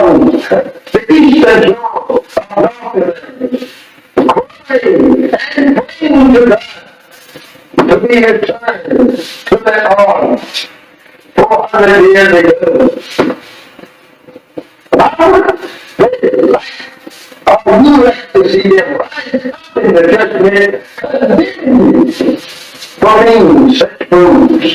That's not what to live in the land that absolutely enslaved them and killed them and beat them for 300 long years here. They would condemn you as fools. When I wanted to be separated, they go to your arms and occupation for your son. The white man said, remember that.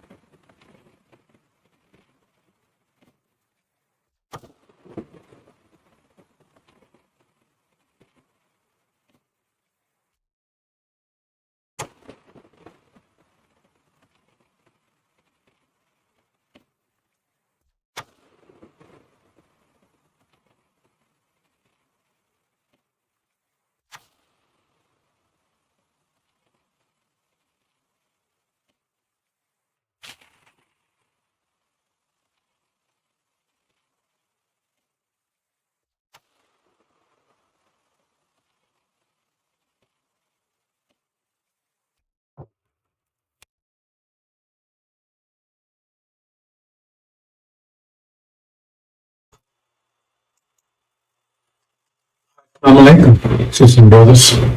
Someone brought him here. I should have covenant. Okay, brothers and sisters, it's been a year now. And we're finally home after 40 years in Arabia. I'm reporting to you from Arabia. Finally home after 40 years. So it's been a year now. There was an agreement made for a slave master. He said, your choice.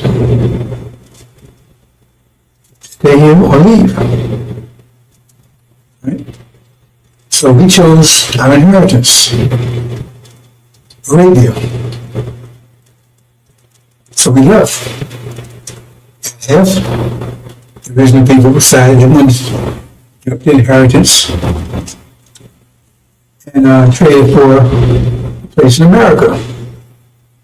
Affiliation with their former slave master. It's their choice. They chose We don't want to go over to Arabia. We don't go over there sand and all that stuff. We want to stay in America. We've been here all our lives, been here 40 years, born here, right? And we can make peace with a slave master. Okay, so they decided to stay. And so after a year, right, we get reports of how things are going over there. And it doesn't sound too good. How things are going over in America with their reparations. Because they was given 6 states, I believe.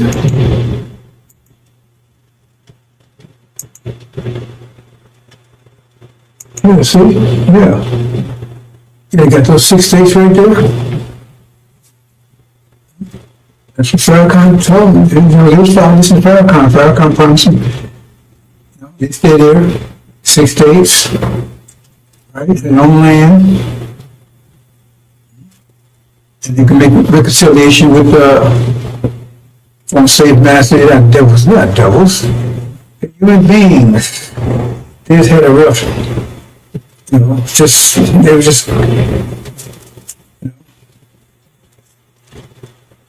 there's some things wrong, but now, they're going to make amends and make reparations. So 6 states, and in addition to that, they gave everybody $1 million. Everybody paid $1 million. Thank you, Farrakhan.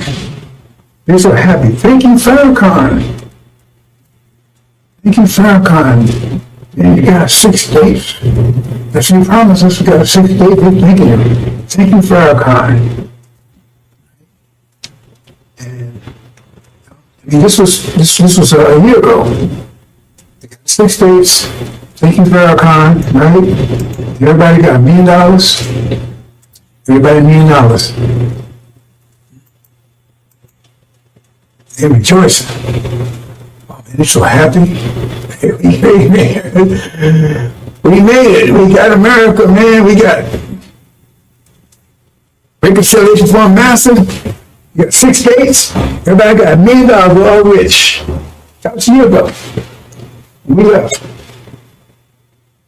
So we in Arabia. They still back in America. And now we're getting reports a year later. This was the way it was a year ago, man. They were so happy. They were so happy. And now we get reports, so what's going on right now? Let's see. Oops, he says a power failure. Great power failure in those 6 states. Power failure. And it's just those 6 states. So, and now they were big and massive. They came asking to turn the power. Why can't they do it? Oh, Farrakhan didn't train anybody. He was telling about 6 states and never paid you for them. So nobody knows how to do it. How to turn the power grid back on. So these big men, master, can you come out and turn this thing back on for us? I mean, you would think that if he told them 6 states of promising that he would have prepared them for, right? Their schools and education, whatever they needed. But I guess they didn't, because they said, oh, we're not even making the former master to come and turn the power back on. Then what? This is all that's happening now. I mean, I'm getting these reports in now. A year later. It's like they're coming in every hour. Power grid failure, right? It's a crop failure. All of a sudden, there's no. They looked at the farmers when they done. Farmers said, oh. So then, master, what's happening here? How come no? Crap. It turned out that the rain they gave wasn't that fertile. A year later, how's it going? Crop failure. And now master, what's going to happen here? And then, I mean, all these things, every hour impacts coming in, right? And then they look, and they had, a year ago, they had plenty of food on the shelves, right? Now, they look there now, and all the food's gone. we're going. She said, what am I going to do here? Food's gone. The house is empty. She said, Master, we need some food. How come you can't put your own food? I mean, you want your own country. You got your own states. That's your country. And you run it. What are you calling us for? So they're praying. And then, oops, no fuel. There's no fuel there. Well, you got to buy your fuel. You got to produce your own fuel. What you calling us for? You got your own 6 states now. What you calling us for? Go and get some fuel. You got money. Right? You got your own states. So you got your own. What you calling us for? You said you wanted your own, so now you got it. You got your reparations, so we don't owe you anything anymore. So what you calling us for? We don't owe you anything. You said you agreed to 6 states and $1 million per person. You took that instead of the inheritance, what you call Abrahamic covenant, Arabia. Your brothers and sisters, they left, they took that was all for them, they took it. And you said, no, I want this instead. So now you got it. So what you calling us for? Oh, no communications. Oh, man. No communications, right?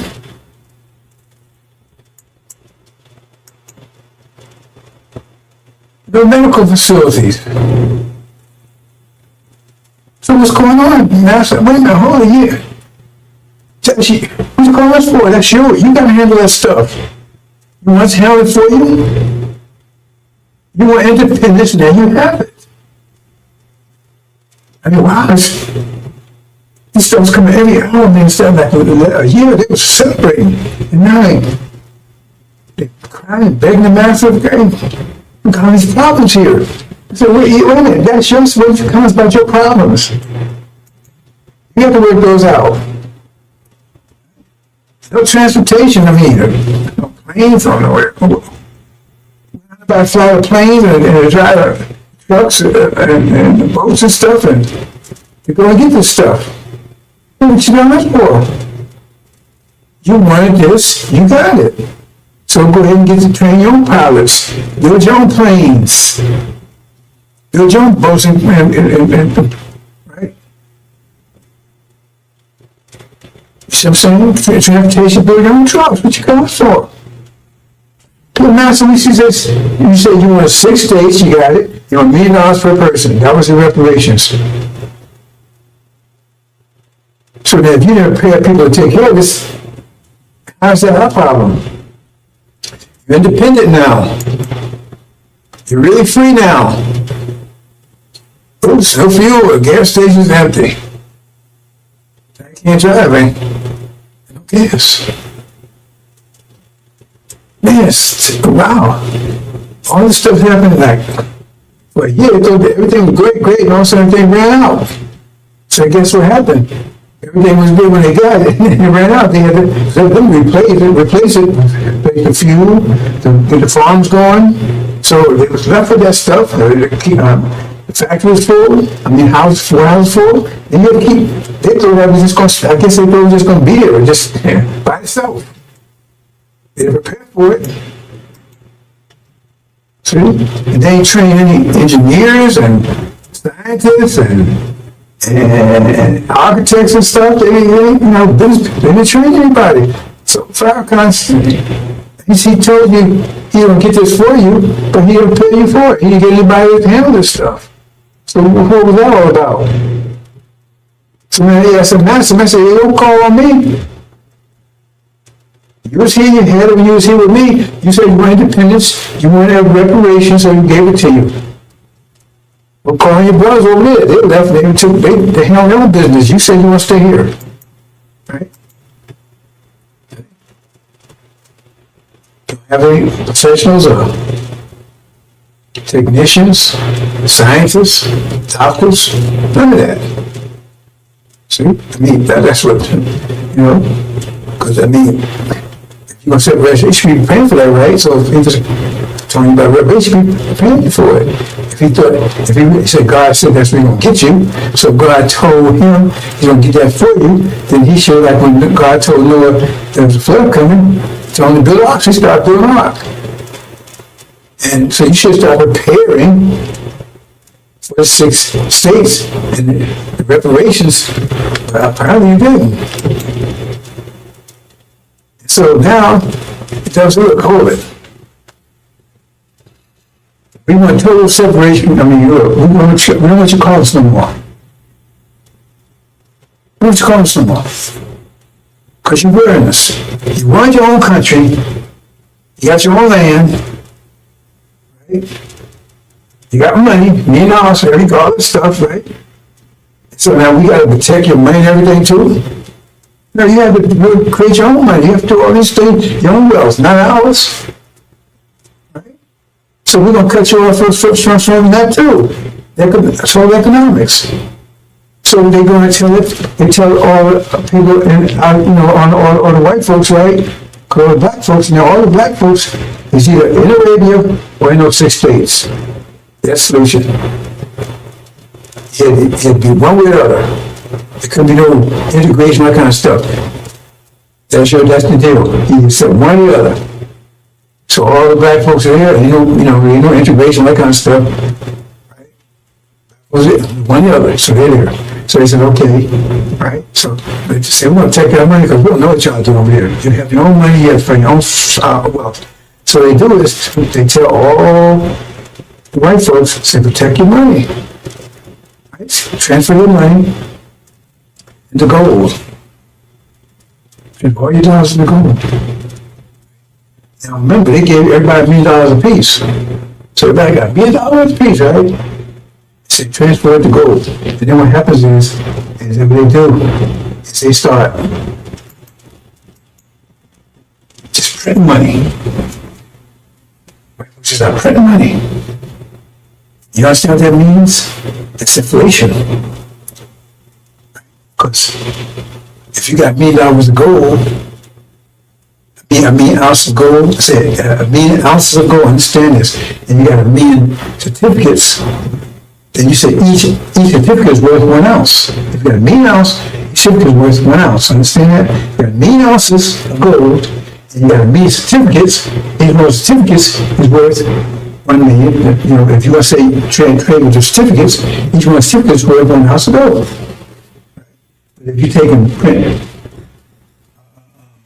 say you got 1 million ounces of gold, you got 1 million certificates. Each one, but say you print twice as many certificates, you got 2 million. Well, then each certificate is only worth 50 cents now. But you got to connect that to the gold. When you print 4 times, then each one is worth a quarter. So the more you print, the less they worth, because those certificates have to equal what the gold is. See, so the more you print money, the less. Right? So that's their worth. So if you print twice as much money, right, then less gold. You understand? So $1 is worth 1 ounce of gold, that's right. Then if you print double that amount of dollars, then each one's worth half an ounce. You understand? That's printing money without increasing your wealth does. That's inflation. So what happens is, they keep printing. They get down to where $100 is worth a penny. See, that doesn't affect their people. They try to protect their money because they transfer their money to gold. So gold still has its value. It's just the dollars don't. Still got the same amount of gold. But the dollars, they get down to a penny. So you can't buy it. You had $1 million, now $1 million worth of $5. That's all it's worth. $1 million. Hardly worth anything. Otherwise, hey, that's our money. You gotta have your money, control your wealth. You can't keep coming at us what you're doing. And you think they will do that? You've been a gossip lately? You see what happened to the trees and made the so-called natives kept telling me you had a fault town because they kept making trees with them, then they broke the trees. They took their land and genocide everything else. But no, they wouldn't do that to you. See? Because now you have, your money's worth for nothing. They haven't lost anything. Because once that money's worthless, it's no good, right? Then you burn it up, throw it away, it's worth nothing. People still got gold. And even if they take it, hold on, the money hopefully increase again, they use another certificate, use another form of money. So it's still worth nothing. The $1 million you had, you was unhappy with now, it's probably worth maybe $1. So you can't buy anything $1. Plus the economy's crap because everything is failing and you don't know how to repair it. You don't have to communications, you don't have to do any of this stuff. You're an engineer, but how should I do anything? Because it's our company. He didn't know how to prepare you. He told you to give 6 days. He told you, this many. Right? Now, you're broke. The economy's gone. You have no food, no electricity, no power, anything. It's not their fault. They gave you what you asked for. You saw out your heavens for that. And then they closed the border. Because you're going to try to get back into America now. We want to come back in, Master. No, we don't want you back in here. We sorry, we want to come in. No. As you chose, you stay there. Close the border so you can't get back in here. You can't get back in America, into what you call your land now. Swaziland or something? Farrakhan. Maybe call it Farrakhan. Farrakhan. You got the Farrakhan. Right? So they close the borders, you can't. Because now you're hungry and everything else, your money's worthless. Oh God, I come back, man, I come back, work for you, I work for Popeye, I do anything you want. No, blacks, either they were in Arabia or they in that land. There are no blacks in America, any places, just in that land, and those that you 6 days. And then you're starving, you ain't got no, your money's worthless, nothing works, and they close the border. And you see Anthony on the phone, he talks to the guy, you get paid to help you. He finally got rid of niggas. Finally got rid of them. So you see on the phone, yeah, it worked. We saw them in Revelations, we saw them that said used car. They turned the miles back and everything else, and they bought it. They could have had a BMW, they could have had a Lamborghini, they sold it for BMW. Good, damn thing didn't work. Now, it's starving. Living in tents.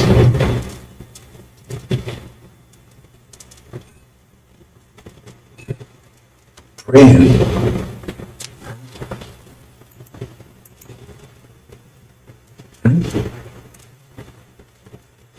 So what we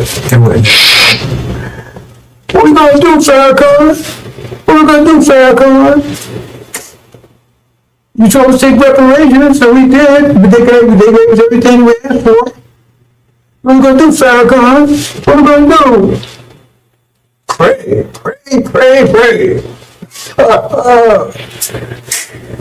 That's his answer. Pray.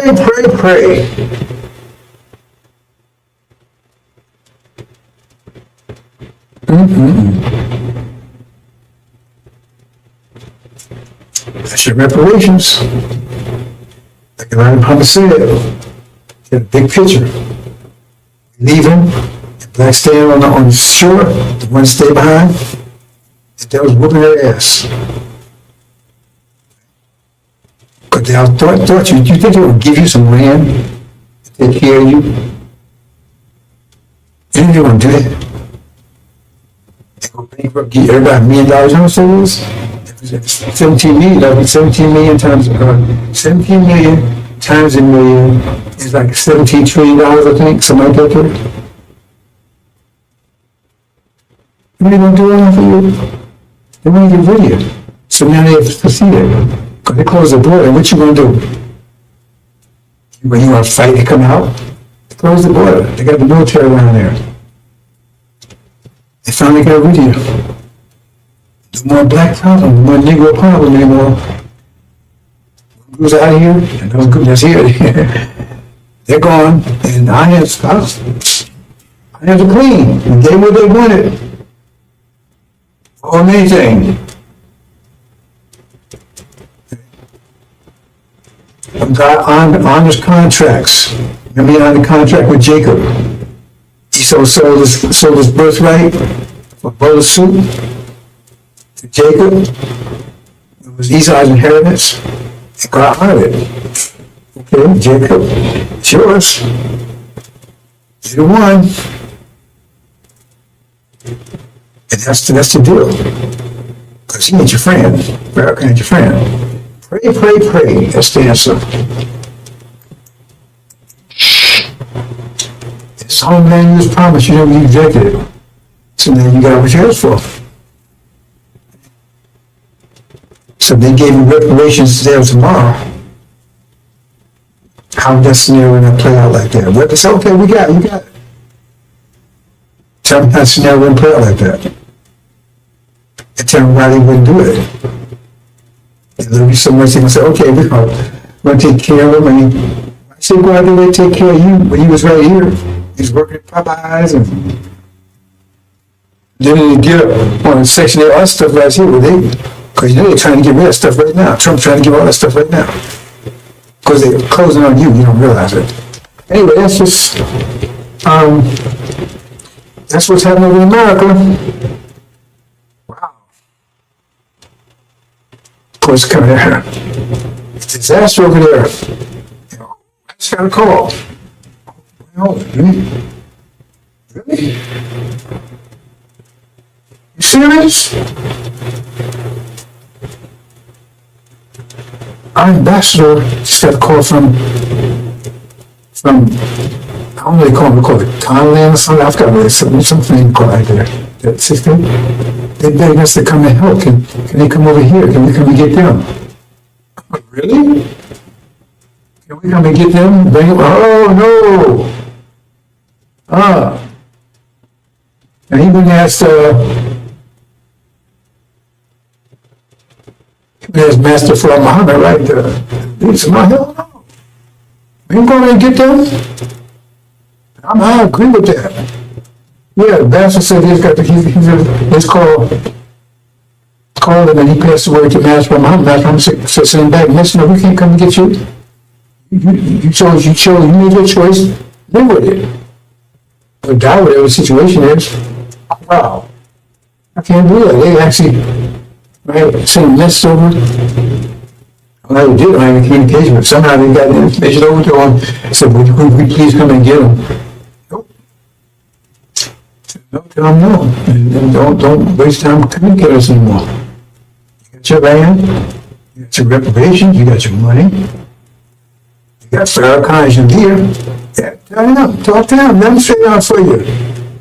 You want to sell your idea, you just sell them. So you want an idea of reparations, we told you. Right? Suleiman Bay, he was a messenger to you, telling you, look man, let's go home. And you said no, you chose not to.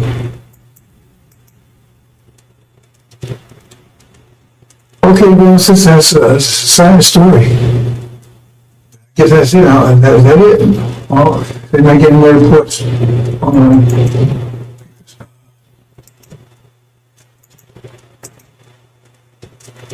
Okay, he says that was a Master Farad Muhammad's final decision, and I think they closed communications off from there. So that's it, brothers and sisters. We got those rides that came in. All that came in today. I mean, I came in fast. After a whole year. Total collapse. They're begging it. Somebody help me. We can't do it. They're Master help you. We won't do it. That's not what we do.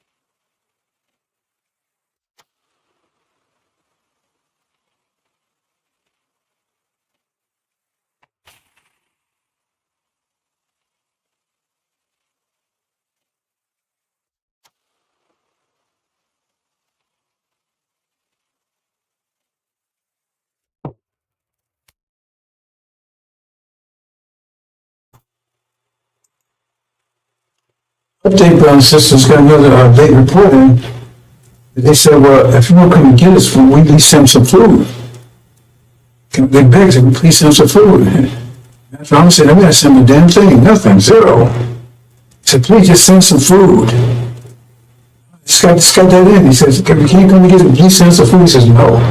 He refused. I said, I just got the information from the ambassador. He said that he's made to me. He says, no. He said, please send some food. He said, no, go no way. You made your choice. Case closed. Just got that in, brothers. It's just, that's not like him.